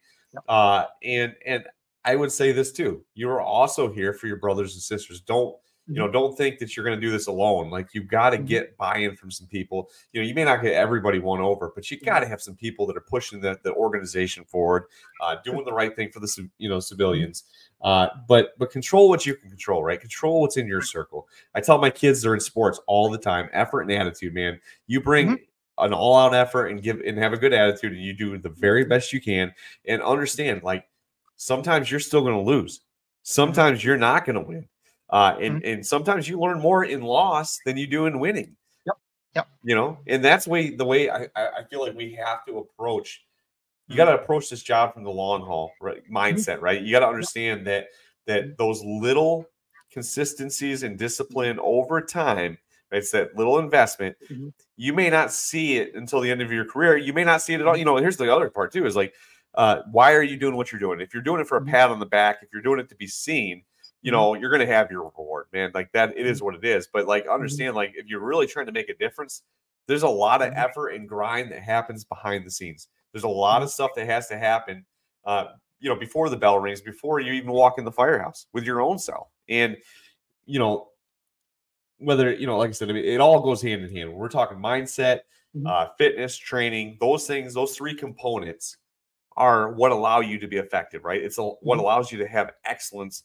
But keep in mind, I tell people all the time that if you're really there for the citizen, right, you got to try to be good at everything you do. You should desire, and I hear people all the time, well, I'm a fireman. I don't give a shit about EMS. Okay, let me just stop you right there. I tell people all the time, I love being a fireman. I got the fire service to be a fireman, but I'm also a paramedic. I'm an assistant that does paramedicine. I don't want to be a crappy provider. And I know this is not a popular opinion, but I will tell you this: if you say that you're there for them, but are terrible at other parts of the job, or think prevention's stupid or whatever, like, are you really there for them? Let's do what's right for them. And being there for them, sometimes that means picking grandma up off the floor. Sometimes that means doing inspections, pre-planning. That means, doing the mundane, boring stuff. That's the mark of a true professional. A true professional understands the mission supersedes their own feelings of what's exciting to them. Listen, I know guys that absolutely, I can tell you right now, I truly, truly struggle with certain parts of this job. There are certain things that are boring to me that I don't like, but I understand that if I'm really here to save lives and property and do what's best for my community, then I need to pay attention, right? Do I want to go out and do 20 inspections in an afternoon every day? No. But guess what? That's part of making the community safer, right? Do I want to go pick up, the lady that fell down 3 times in the middle of the night? The third time, it was like 5 in the morning. It's like, man, I've been here twice already, in the last 12 hours. You don't want to. Do I want to go turn out for the 8th fire alarm of the shift? Because for whatever reason, we've had a bunch of them. Like, it's probably a false alarm again. It's easy to let your guard down and say, this sucks. This ain't, but let's be honest, like 90% of what we do is not sexy. 90% of what we do is not the fun stuff. And so that's, to me, like where people, forget sometimes, to be a true professional, to have operational excellence, you need to, I'm not saying you're going to be the best at everything, but you need to be well versed in the operations your department does. So if your department does EMS or hazmat or tech rescue or water rescue or whatever it is, like you need to have a working knowledge and strive to be as good as you can in those areas too. I get it. I'm a fireman first. Like I joined the fire department. I didn't join a private EMS organization because I want to be a fireman, right? But at the same time, if I am crappy in every other, like let's say I'm a rock star fireman, but I suck at EMS. I'm terrible about doing my housework around the station. Guys can't depend on me to check the rigs. Guys can't depend on me to get my inspections done. Guys can't, whatever it is. Like, I have a crappy attitude towards everything except for, well, I'm doing fire stuff. I hate to tell you, you're going to be miserable. You're going to be miserable if you're looking for that high all the time, because that's not professionalism, right?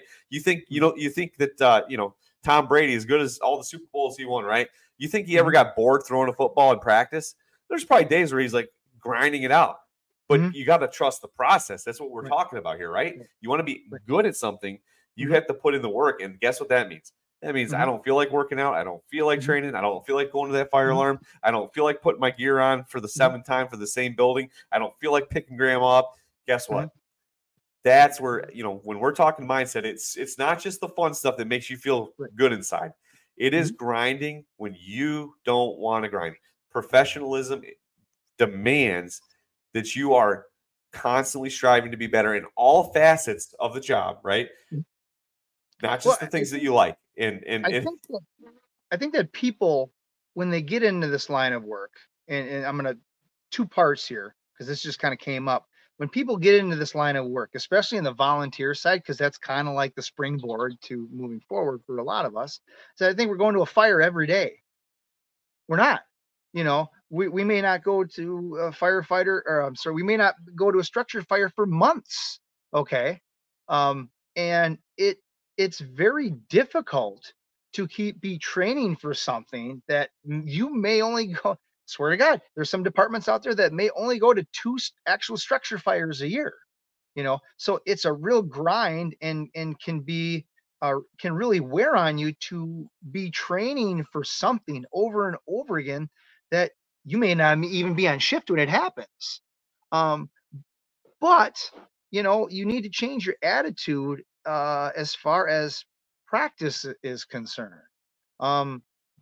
That's where that's where the magic is created when you learn those skills. You talk about the mindset. You've got to have the mindset that, hey man, I got to go to training because this is where I become better, so that when this call comes in and I happen to be on shift, I'm ready to go. The other thing too is that when people come into this line of work, they know, but they don't know that there are expectations. And expectations, yeah, they come from your chief, they come from your officers, and they come from your coworkers. But there is also an expectation that comes from a group of people that are more important than all those ones that I mentioned, and that's the people we serve.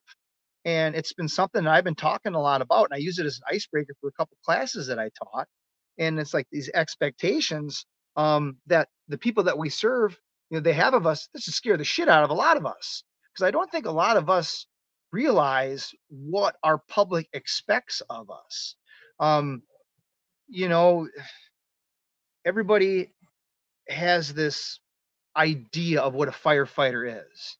This big, strong, burly guy that can do this and do that, and he's got 8% body fat or whatever, and There's all those things. And you and I can honestly attest that is not the fire service at all.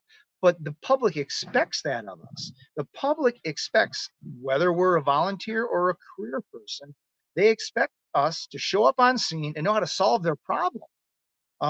They expect us that if they show up, like the scenario I brought up before, that, oh my God, my house is on fire. My daughter's up on the third floor in the BC corner, and there's fire coming out of every orifice of that building, that you're going to get in that building and figure that problem out. And they're going to have that daughter for her next birthday and Christmas and all that. And the reverse side to that is that, and I've mentioned this a bunch of times, I think that if our public could sit down with us, regardless of what department you're at, and they could have an open and honest conversation with each other, that they could see in some way, shape, or form what we truly are certified in and what we're really good at and where our heart is and our head is at. I think that a lot of our public would be like, what the fuck, man? Really? This is what I have? And there's a lot of people that are those firefighters who go, what? I got this t-shirt and I got a pager on and I got this nice shiny fire truck back here and I'm here for you. Why are you so mad?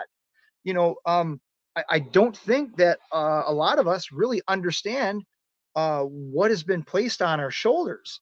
The Oath Keeper Fire Conference, has this little quote where they said, the oath that you took was not a ceremonial high five. People are expecting something out of this. They are expecting me to show up at 2:00 in the morning and help get grandma out of bed, okay, because she shit herself because she's got IBS or something like that, and she's also has extreme abdominal pain. Or they expect me to show up at 2:00 in the afternoon on a Saturday, and there's a birthday party, and somebody's grandma collapsed and is pulseless and non-breathing in the living room. I'm expected to make some shit happen there. That's a lot of pressure that I don't think, or I shouldn't even say pressure. There's a lot of expectation out there that I don't think a lot of people realize is placed upon us. And I'm not saying it's unfair at all. We signed up for this shit. But what I am saying is that when you get that badge, you get that page, oh, somebody's going to Jobtown. Anyways, that's probably an EMS call, but I digress. Med jobs. Yeah. But I forgot my train of thought. There's expectations of us to solve the problem. And I don't think the people on our side of it fully understand what's expected of them when they roll up on scene. And again, that should scare the shit out of them. And I have nightmares at night. I swear to God about stuff like that. Like if I ever roll up, there they go. Go get them, brothers. Go get them, brothers. But I have nightmares at night, or things that spook me, where I'm like, you know what? Am I going to be able to handle my business if I roll up on scene and it's a P&B and I've got to put those pads on and take care of business, and that gets me back online and messing around with the monitor and again, like all those things, like forcing that door. Shit, I can't get this baseball bat swing squared away and I keep failing at it. And I'm terrified that I'm going to run into a situation where that's going to be my only option. And then I roll into a situation and that is my option and I pull it off. Again, that gives credence to what we're doing. So to tie it all up, people need to understand there's an expectation of this job, whether you're a firefighter or a paramedic or EMT or whatever. And it doesn't matter whether you're the chief, okay, and you've been on the department for 25 years, or you're the new volunteer rookie who just had one day of Fire One, and you're there for training. You just happen to jump on board the rig to go out there to a structure fire, which you can't get involved with, but somebody looks at you and you've got the gear on. They expect you to be able to play the part, and again, that really should be waking people up. And quite honestly, in some circles, I don't see it. Dude, it's, I get it. Like it's tough sometimes when you have your frequent flyers and you're grinding, and I get it, man. Like I understand. Like some guys, it burns you out sometimes when you go a long time without a fire or a good call. But I think like what we got to remember is we're here to serve the public. We're public servants, right? We're here to fix their problem. And like I said, 90% of what we do is not, it's preparation. It's non-emergent, right? This, it's not a true emergency. And out of the 10% that is a true emergency, probably I would say maybe, 10% of that is what I would call the high acuity, like, holy cow, like, we gotta, like, you're criking somebody, you're pulling someone out of a house fire, you're cutting someone out of a burning car, as flames, like, take, like let's be honest, like, we train for that small percentage, or we should be training, preparing for that small percentage, because it really does come down to it. I mean, like, if you're expecting to go to fires every shift, if you're expecting to do all the sexy stuff all the time, it's just not reality. And I think, like, guys have got to remember to push through the mundane, right? To continue to put in the sets and reps, to do what's right, not because, and people say, well, we're really an EMS department that goes to fires. Bull crap. Dude, I'm telling you right now, if you have that mindset, you're setting yourself up for failure. You're going to be embarrassing on the fire ground because you're not taking the job serious. It says on the side of the truck, fire department. Yes. You better have that shit straight, because there's the one job. Yeah, that's the one job. I mean, think about it, man. That's the one job that no matter where you're at in the country, when they call the fire department, they expect you to be proficient in. Make no mistake. You can outsource and replace everything else we do except fire. And at the end of the day, like, you can make excuses. Well, we don't have time to train for fire because of this, EMS, inspections, hazmat, tech rescue. Listen, your priorities are out of order. If you don't ever do any fire stuff because you got all this other stuff to do, it may be time to take a, reassess, because I mean, that is the one thing that, and like I tell people, be good at those things, right? That's fine. Serve the community, provide quality EMS. Do, if you're a hazmat team, do a good job. If you're going to do tech rescue or water rescue, do a good job. Do your inspections. Do all those things, and do them to the best of your ability. But do not do it at the expense of basic firefighting skills, because, like I said, that's our Super Bowl, man. When we get called and there's people trapped, that's the only people are coming, the guys in bunker gear, right? Like, unless the cops try to steal the thunder, which they do a lot. But what I'm saying, like, at the end of the day, like, there is nobody else coming to take over, right? You're going to show up. You got about 8 minutes from the time you hit the parking brake to make a difference. If that, sometimes it's half of that, and that you're it.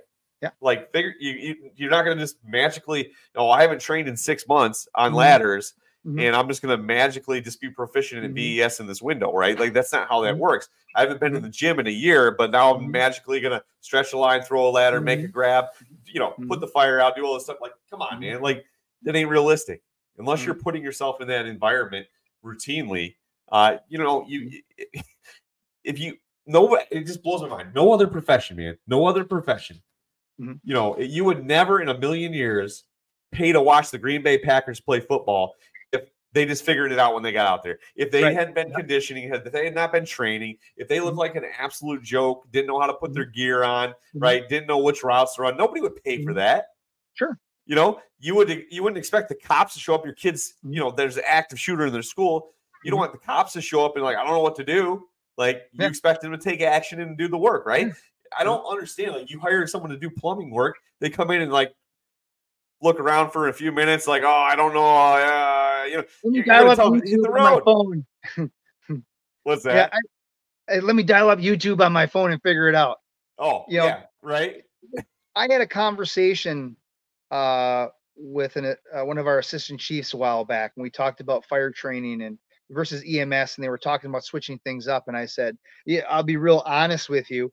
I said, you know what? We should be training more on fire because we go to less fires, and we go to a lot of EMS calls, and there's something to be said about retaining and strengthening those skills by doing them by repetition. And I'm not saying that we shouldn't train on EMS stuff, because trust me, there are some things that we don't do a lot that we should probably work on a little more in the EMS realm. But we don't go to as many fires as we do EMS calls, and we should we should put a high level of importance on our fire training, and not just, again, checking the boxes, putting the screws to our people to a certain point so that they can learn something and function at a higher level every time that we do it. Dude, yeah, man, that is, in a nutshell, that's what we've got to do, right? I mean, and I think, like, in the situation where you and I work, we work in, let's be honest, we're in suburbia, man. Like, we're not in the big city. Oshkosh is not a huge city. We have city problems with suburban staffing. I tell people that all the time. So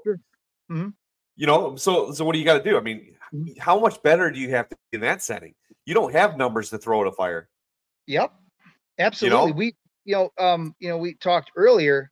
I mean, we talked about searching off a line. We don't search off a line because it's the best thing to do or our best tactic. It's what gives our people that we serve the best bang for their buck.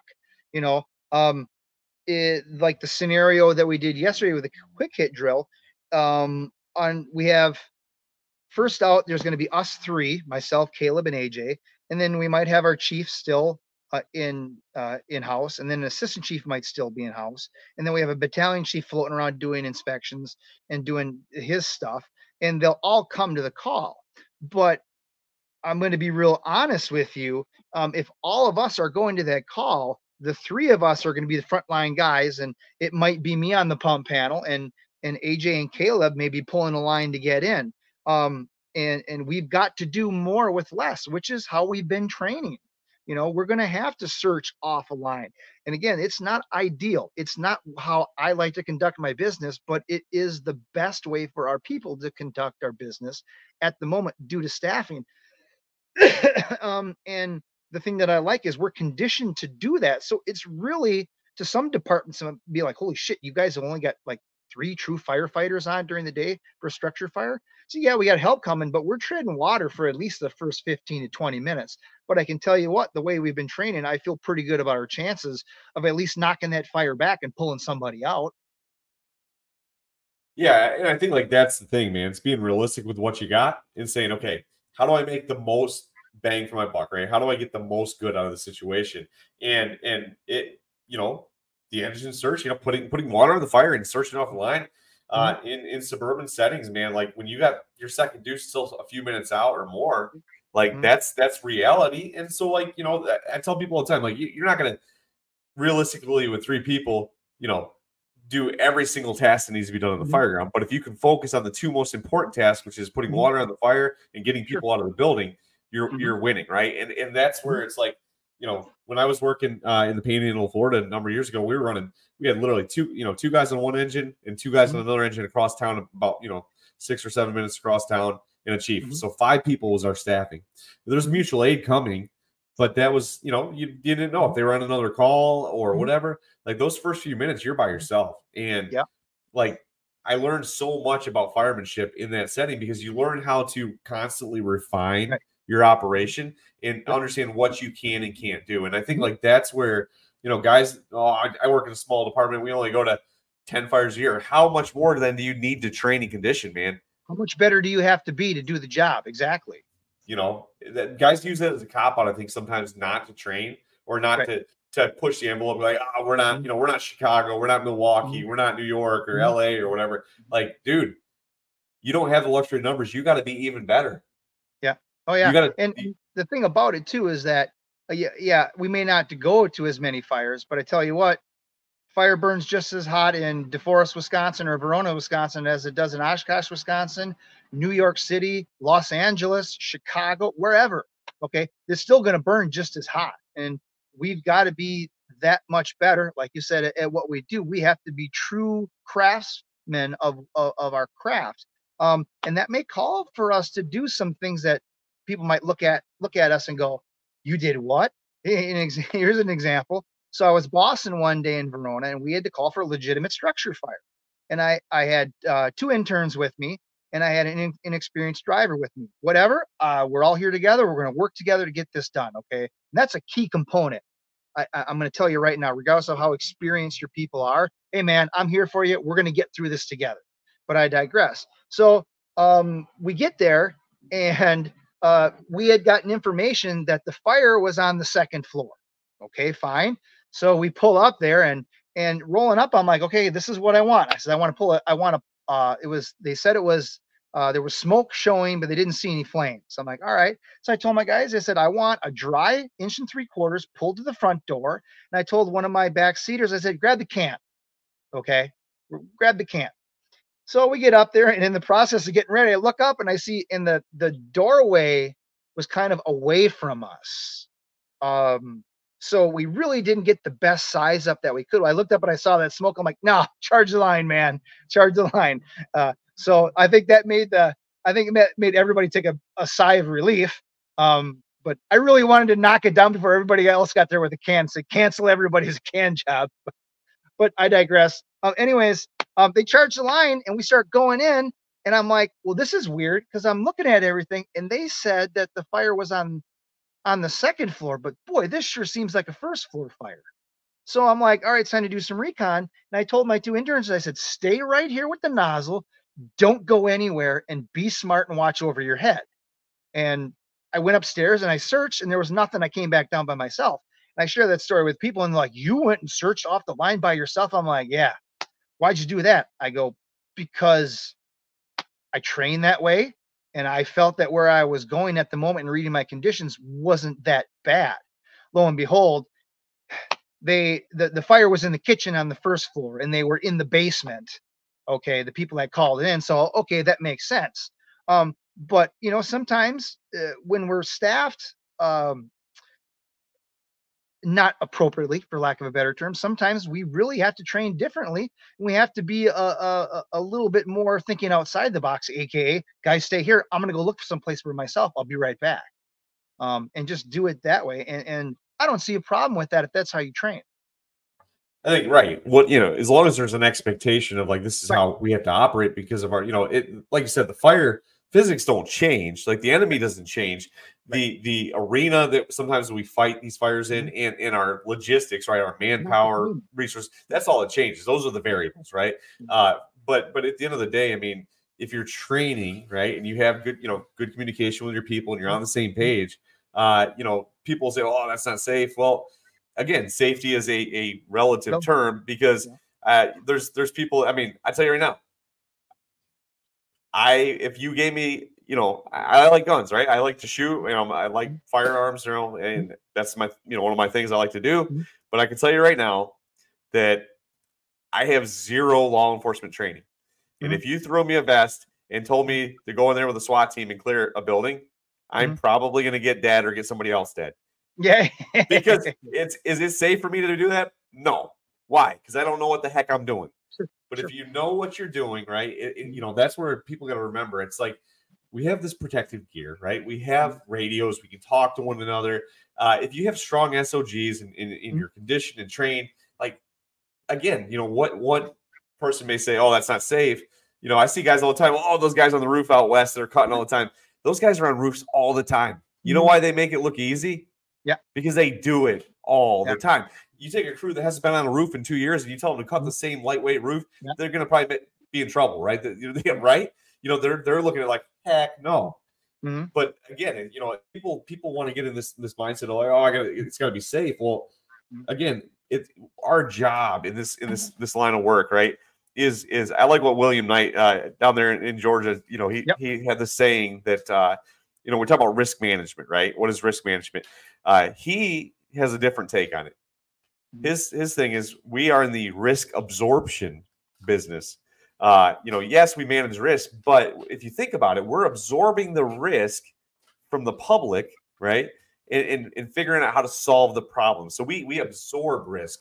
And so like when we're talking about, risk, a lot of that comes down to how trained am I? Do I know what I'm looking at? Do I know? Because the more I know, the less scary it becomes, right? I remember when I first went to hazmat tech class, right? When I was getting on the hazmat team, I was scared to death. I thought we were going to go boom all the time. Like we're going to be like dying. Like, I was just like petrified of all this stuff because like, see these horror, stories and these videos they show us of what could go wrong. But then you start understanding like most of the stuff you're doing is pretty common sense, understanding what your monitor's telling you, your meter's telling you, right? All that stuff. The more I learned about chemical properties, the more I learned about how the meters work, and I understand these thresholds and these levels. I tell you a quick story just to kind of correlate the risk thing, right? So we're doing this whole thing where we evacuate the neighborhood because we got a gas leak, right? And it's natural gas, and they hit a line, dig in it or whatever, and we got everybody evacuated. We got our meters out, we got our safety zone set up, and the guy shows up for the gas company smoking a cigarette, climbs down in the hole, clamps it, and hops back out. And I just like, we're in full PPE, man. We've got lines on the ground, and I'm like, he's like, bro, he's like, it's natural gas, it's going up. Number one, and number two is like, I was like, you didn't have any qualms about jumping in that hole of a cigarette. He's like, it's too rich. It's too rich. Like Right. it's so saturated, it's not going to go boom. Mhm.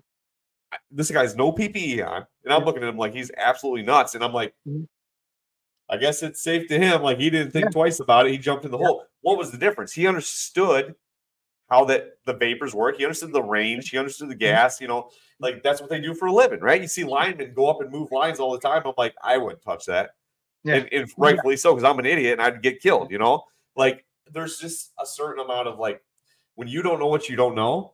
That's when it gets dangerous. When you know just enough to get yourself hurt, and that's where I see the fire service, because we don't want to put the time and the effort into learn building construction, to learn fire behavior, to understand tactics and strategies. Like we don't want to do those things because it takes work. And so what do? We just put this little safety net around us now that's become acceptable, where we step back and just say, well, you know, I don't know, so we're not going to put anybody in that building or this, that, and the other. I mean, and the problem with that is that's all well and good if there's nobody inside that building, right? To a certain point. But you know, I see a problem, man. You know, with the fire service in the next 20 years, I think you're going to start seeing. Chief Scott Thompson talks about this at FDIC, where the law enforcement has been scrutinized, right, for their inaction, right, in some of these high-profile shootings. I think you're going to start seeing some of that in the fire service, because we've kind of safety bubbled this thing to death, and now it's like we're putting our own safety above the safety of the citizens. Not saying universally every department's doing this, but there are a lot of guys that like, oh, you know, I've heard people make the statement. Firefighters make the statement like, it's not my job to take risk, or I'm not going to put, you know, risk my life for, you know, for those people or whatever. Everybody goes home. And unfortunately, I think like when it comes down to it, man, is like we've inadvertently kind of poisoned the well a little bit, the mindset for generation of firefighters that are coming in, where there's this expectation of, well, you know, I'm not going to risk hurt for them. I'm not going to go in there. I'm not doing that. And the thing is, like, stuff that 20 years ago, 30 years ago, the previous generation, like, you know, hey, that's our job, but we're going to go do our job, you know, and obviously we're not trying to get dead. That's not the goal, but we understand what we got into when we signed up for this work. And I think, like, you know, when we're talking mindset, man, like if we can take the onion apart, the layers, and start to understand the pieces that make it work, building construction, fire behavior, tactics and strategies, tools, fitness, you know, training, you know, how we train, the way we approach the job, man, like it becomes less scary. Sure. Well, two things to take away from that conversation and just kind of add on to it. Number one, this job is not for everybody. Okay. And we need to start, I think, in my opinion, functioning that way a little bit more. You know, we're hurting for people across the board, whether we're career fire department or a volunteer. And we're kind of at a point now where I've seen it where we're just kind of letting anybody come in. I've seen it personally happen, and I've had conversations with certain chiefs saying, "Why is this person here? Okay, we know about this person. Why is he on the department?" Well, I know why. Okay, I know why, and that's unfortunate, but whatever. I wasn't there. That's not my job. However, I have experience with this person, and some people at this department knew about it. But why is he here? Um, but we also have people coming into the job that aren't ready for what it takes to do the job.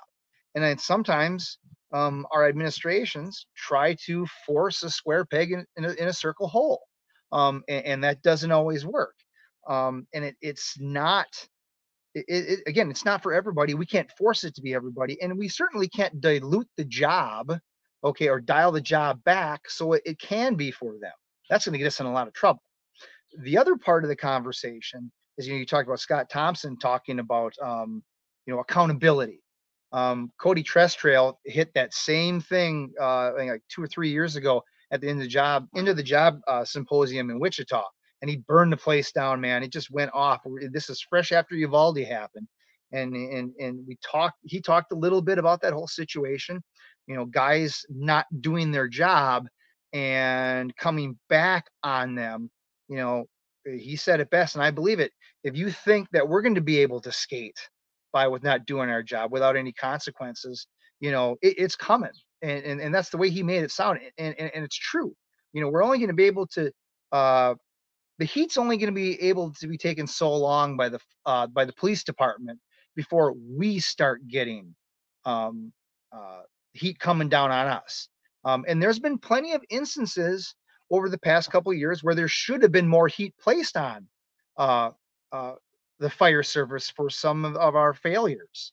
Um, and again, I can't speak first person because I don't have any immediate direct experience with that, but we've heard about some of these failures where departments knew somebody was in a room and they were talking to them on the phone. I think this was down in Florida, and this is when you were still down there, where the lady was inside a burning building, and the fire truck pulled up, and dispatch is talking to this lady, and the lady is the from the way they made it sound, the entire building was ripping fire. Okay, and the lady was in the building somewhere. Was smoke? There was smoke. There was heat, but she was still alive in that building, and for whatever reason, they weren't making the push to knock the fire down and stop it. There was another video that I'm sure that maybe I call it infamous, but I've seen it a number of times where and I can't remember exactly where it was, but it's out there on YouTube, where there was a house that was burning. There was a gentleman that was wheelchair bound and was in the building, and this bumper tender pulls up, and there's a guy who's an officer. He's standing out front and he's looking right at the building, and somebody comes up and goes, "He's right in that window, right there." And I'm sitting there going, okay, well, I'm not going to Monday morning quarterback this, but if I'm in this guy's shoes and I know he's right there, that looks, I wouldn't say it's a piece of cake, but it looks reasonably comparable to something I can handle due to my training, my conditioning, and what I know I can do. That's grabs all day long, baby. We're going, grab city. All right. But for whatever reason, he sat there and didn't go in. Okay. Again, kind of goes back to expectations. There are individuals this was a shitstorm that was brought up a while back. I think it was somebody had posted on Facebook. It was, and I posted it too, and I got all kinds of hell, even from people that I considered friends. But there was a 75-year-old lady somewhere that had graduated Fire One and was certified. And I'm kind of like, well, I mean, that's good on her, but is this our best foot forward that we're putting forward to be pulling lines in and making grabs? And she even said herself, don't expect me to be jumping on a hose line and going in, because it's not going to happen. I mean, she's even saying it herself. But at the same token, I want to say it was, I'm going to probably butcher his last name, but I think it was OJ Cloje, had posted that article and had a pretty strong stance on it. And I'm like, or maybe it was Clay McGee. I can't remember. It might have been one of those two fellows. But anyways, he had made a comment, and I'm like, yeah, man, I totally agree with you. And I caught all kinds of hell from all kinds of other people that, well, that's discrimination. No, it's not. It's common sense. Don't call it discrimination. It's not. Right. All right. There's going to come a day in my time where I'm going to be like, you know what? I am not this department's best option to be doing this or that, and I need to be over here doing this. And the job is not made for everybody, and we need to stop, blowing smoke up everybody's ass and handing out cotton candy and stuffed unicorns and rainbows and making everybody feel good when they come to the fire department. We should be welcoming. Okay. Mm-hmm. But the fact of the matter is, not everybody that comes through that front door is made to do this job, unfortunately. And you know what? That's okay. Because I've had that experience in my life where I've got guys come to the department and they've gone on their first EMS call and they're like, I went to a P&B. That is not for me, man. I'm going to do fire. And then they do the fire thing and they put the mask on and the SCB and everything, and they pull their first hose into a burning building. Like, nope, that's not for me. And it was just a training burn. And you know what? That's okay. Because I would rather have somebody go, you know what? This is my line. And I think this is crossed and I can't do this. Cool. I'm glad you brought that up, because the last thing I want to do is have you on my crew pulling into a burning building or something like that. I turn around and you're not there because you out the door. That's dangerous for me and you. Yeah, no, dude, mic drop. At the end of the day, we have to identify and remember what the job is all about, number one.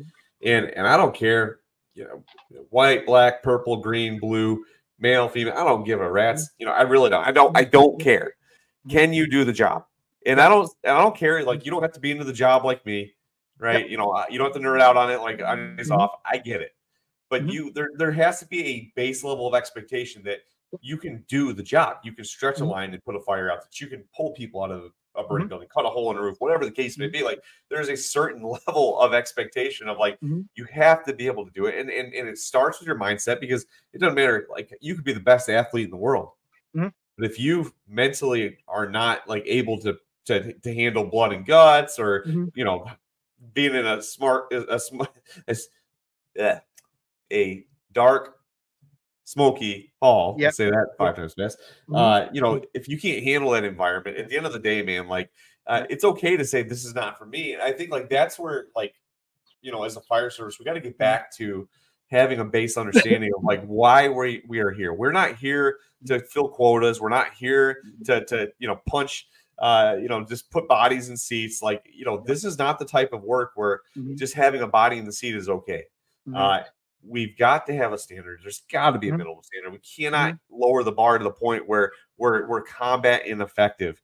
And Mhm. our mindset has to still be that, you know, every shift I'm going to come in, I'm going to be a professional. And I said I was going to be, whether career or Mhm. volunteer, when I'm on that rig, Yep. you know, I'm expecting to show up and see fire, expecting to see, you know, have victims trapped. Like, that's, Mhm. I'm expecting the Super Bowl every time I come to work. And I know that's not reality. I know that's not what we do every day, but my mindset is there, right? My preparation is towards that end, so that when it does happen, I'm not Mhm. surprised by it. I'm not, you know, taken aback by the fact that, holy cow, I actually have to Mhm. do something, right? Yep. That should be the expectation. And I think, like, Mhm. that's, to sum up this whole episode, really, I mean, what have we been Yep. talking about for the last Yep. couple hours is the you know, combat Mhm. effectiveness, you know, being operationally excellent starts Mhm. with our mindset, and Mhm.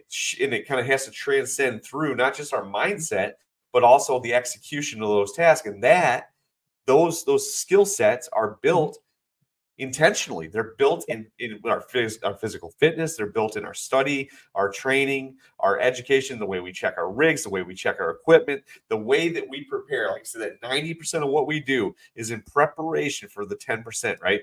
And Mhm. that is the mark of true fire service professionalism. That is operational excellence personified. Is when you find that you know, it's not about you, it's not about me, it's about them, right? It's about taking care of our community. At the end of the day, like, when you finally, like, when that clicks in people's mind and they understand that, you know, as a professional, I'm Mhm. going to do the right thing whether I feel like it or not, because that's my job. It's my Mhm. job to train. It's my job to, Mhm. when you get over yourself and you get Yep. past that, you know, like, oh, looking for the easy road. Look Yep. at lean into difficult, Mhm. because the job is difficult. Yep. I'm not saying, like I said, you know, I'm not saying that you don't have days where it's you know, you have your ebbs and flows, but as a Mhm. whole, when I go to work, I should be expecting to do work. I should be Mhm. expecting to sweat. I should be expecting to put my turnouts on. I should be expecting to be a fireman, because that's my job. Mhm. I would rather, and I caught some heat for this.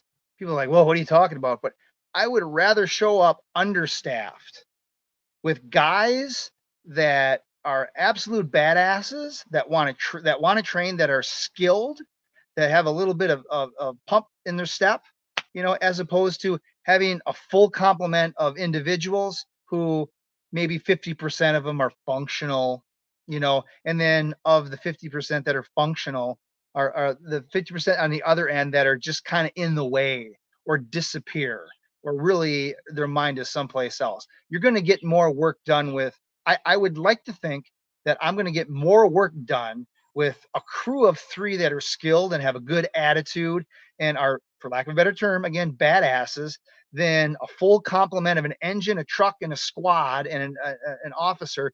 And three-quarters of the guys are, I'm just here to collect my paycheck. And, oh, there just happens to be a fire today. Well, guess what I get to tell the kids when I go home today? Daddy was a badass. No, daddy was just in the way. Dude, this is kind of popped in my head. I had to look this up. Mhm. So there's that saying, I'd rather go down the river, and I can't remember who said this. I just found Mhm. the quote Mhm. that I wrote this down a while back, but I had to pull it up on my phone. So I'd rather go down the river with 7 studs than Yep. with 100 shitheads. Sure. Yeah. I've heard that before. Yeah, it's true. And then there's a lot of truth to that, man. Like at the end of the day, call what you want.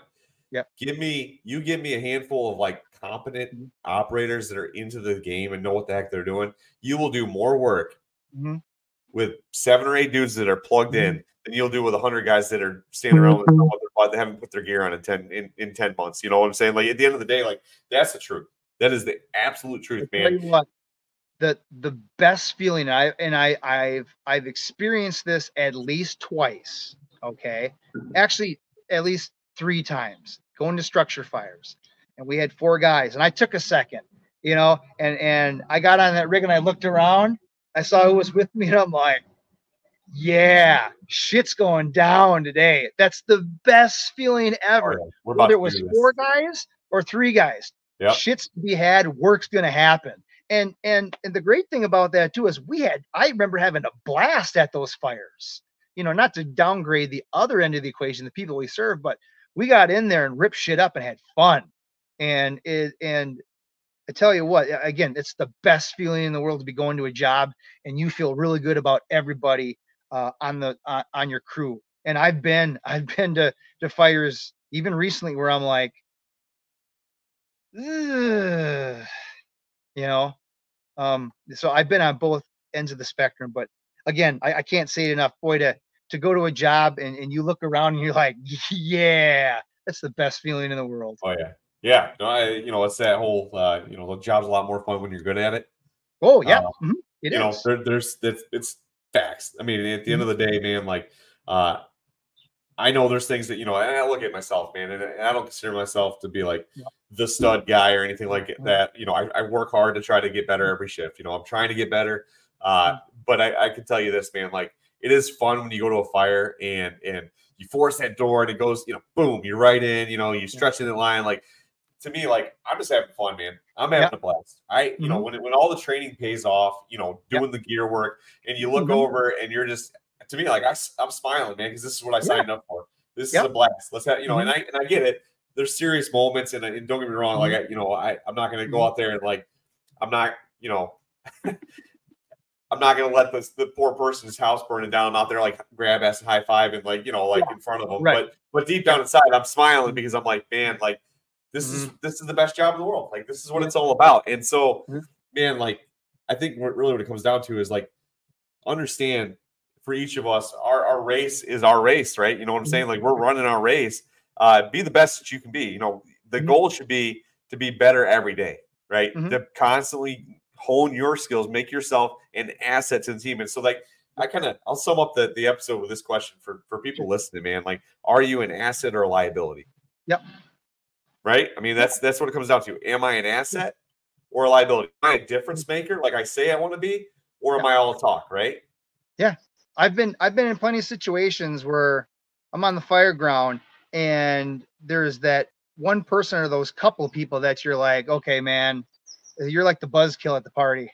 Everything was going great. And then, boy, sure wish you would have spent more time training because we could be doing some very effective stuff right now. Seeing it time and time again. And then that just goes back to making sure that you're surrounding yourself with the right people. Iron sharpens iron. All those cliches are true. And the other thing too is you never want to be. No one ever wants to be that weak link. I mean, I've had and it was probably the ultimate learning situation for me because I was so pissed off on myself, and there were other things that played into it that weren't my fault. But at that time, I wasn't experienced enough to overcome these things. But to leave an incident feeling like you were the weak link, that's the worst feeling ever. Oh my God. And there's not one firefighter out there that I know of that is worth their salt that wants to be that weak link. You never want to be that weak link. And I was that weak link a little earlier in my career. And tell you what, it's such a learning moment for me. And it was the biggest, I choked on that humble pie, oh, and especially looking back and seeing what took place and how I could have remedied it, and there were simple issues. We never want to be that weak link. Again, all the more reason to make sure you've got your skills down and your shit straight. Yeah, 100%, man. At the end of the day, I mean, you're responsible for your own career progression. If you're waiting on your department to give you all the training you need Nope. and all the education you need, man, you're missing the boat. You got to I get out tell there. I had a conversation with one of our new guys, one of the volunteers at DeForest last week. He came and he sat down. We were talking a little bit, and he seemed a little bit frustrated. And I'd had this conversation with a previous gal in the department who's with full time with a bigger department now. And uh, but the guy that I talked to the other night was kind of like he was having problems kind of making the connection of certain things. You know, I equate it to like a basket of Legos. You've got that basket of Legos and it's supposed to build something. Okay, but you don't quite know where they go together. You know, bridging all those skills, and just assured him that give it time.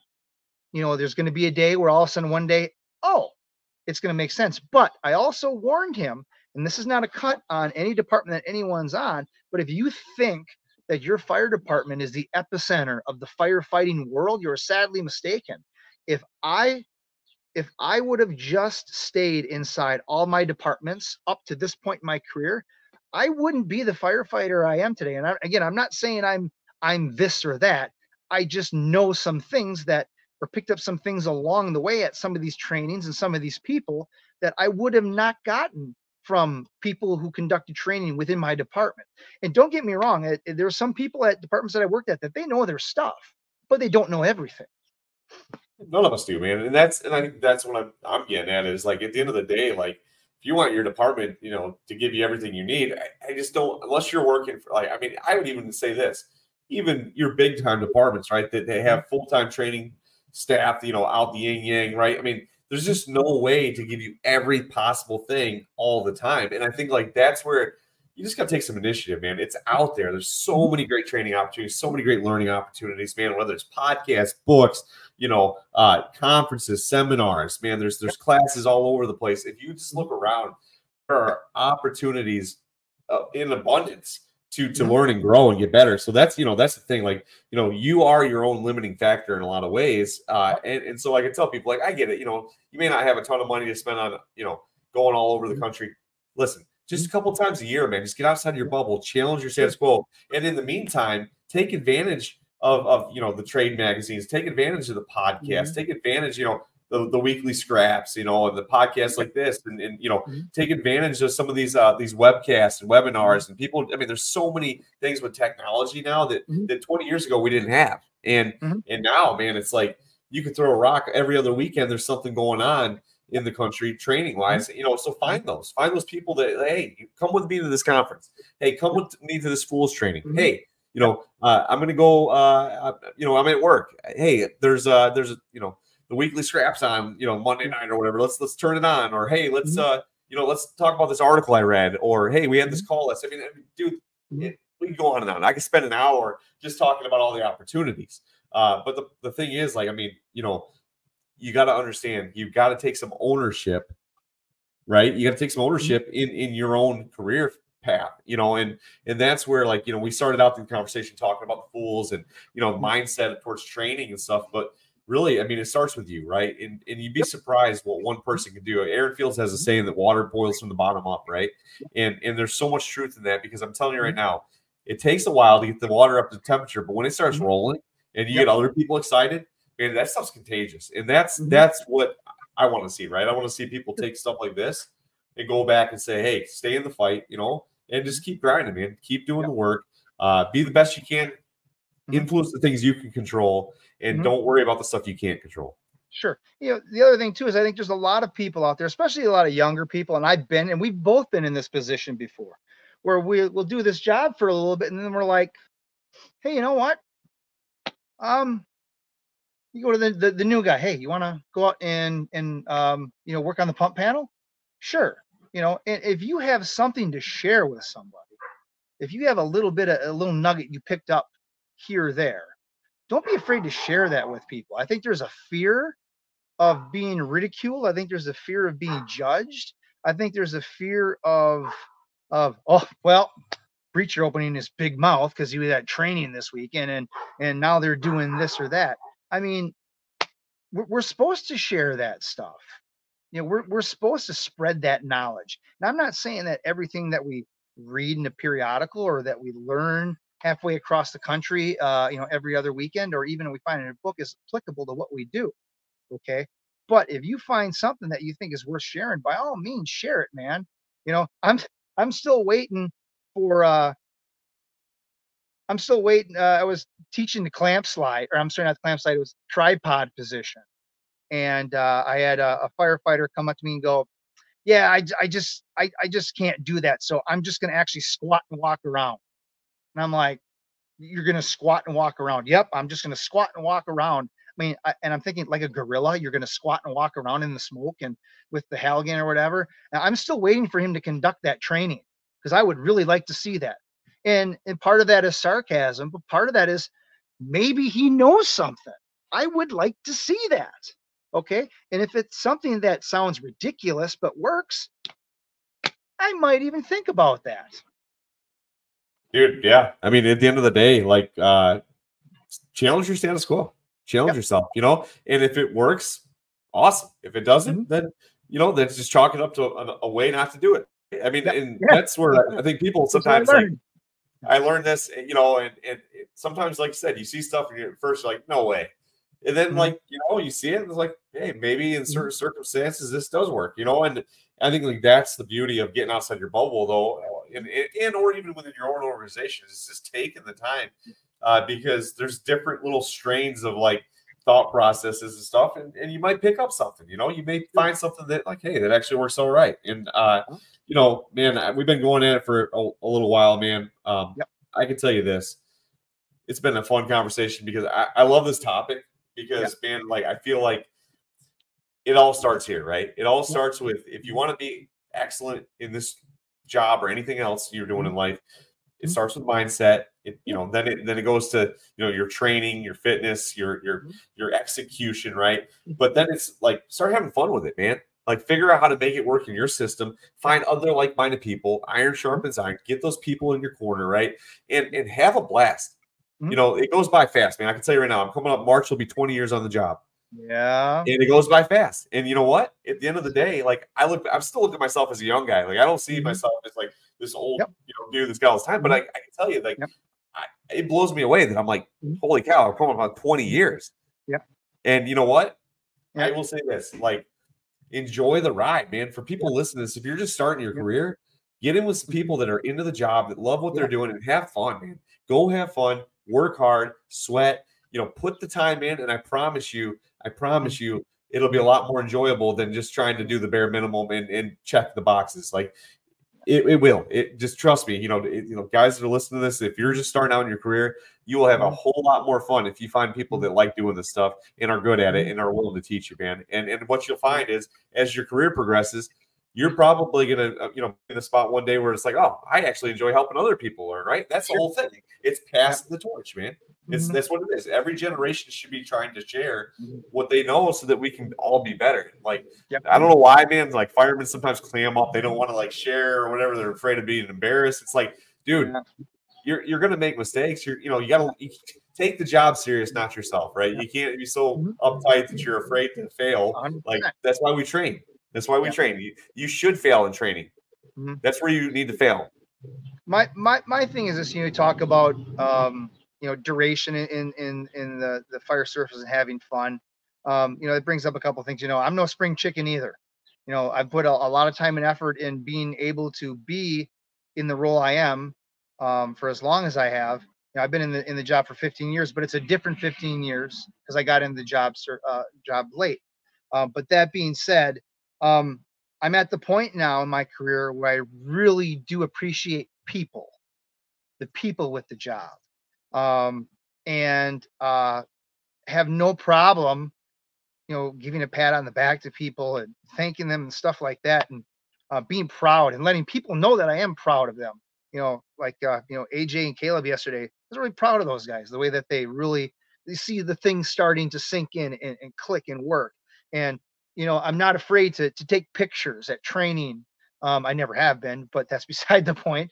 But just take pictures with people that I've met, and create relationship with people.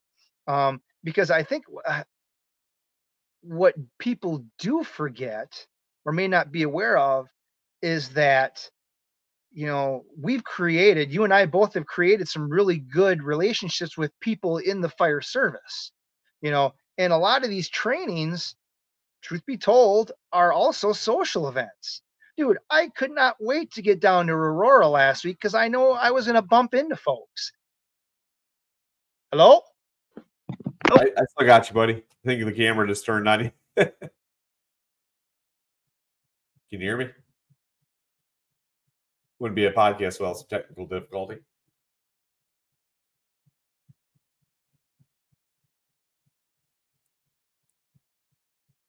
Might have lost BJ here, guys.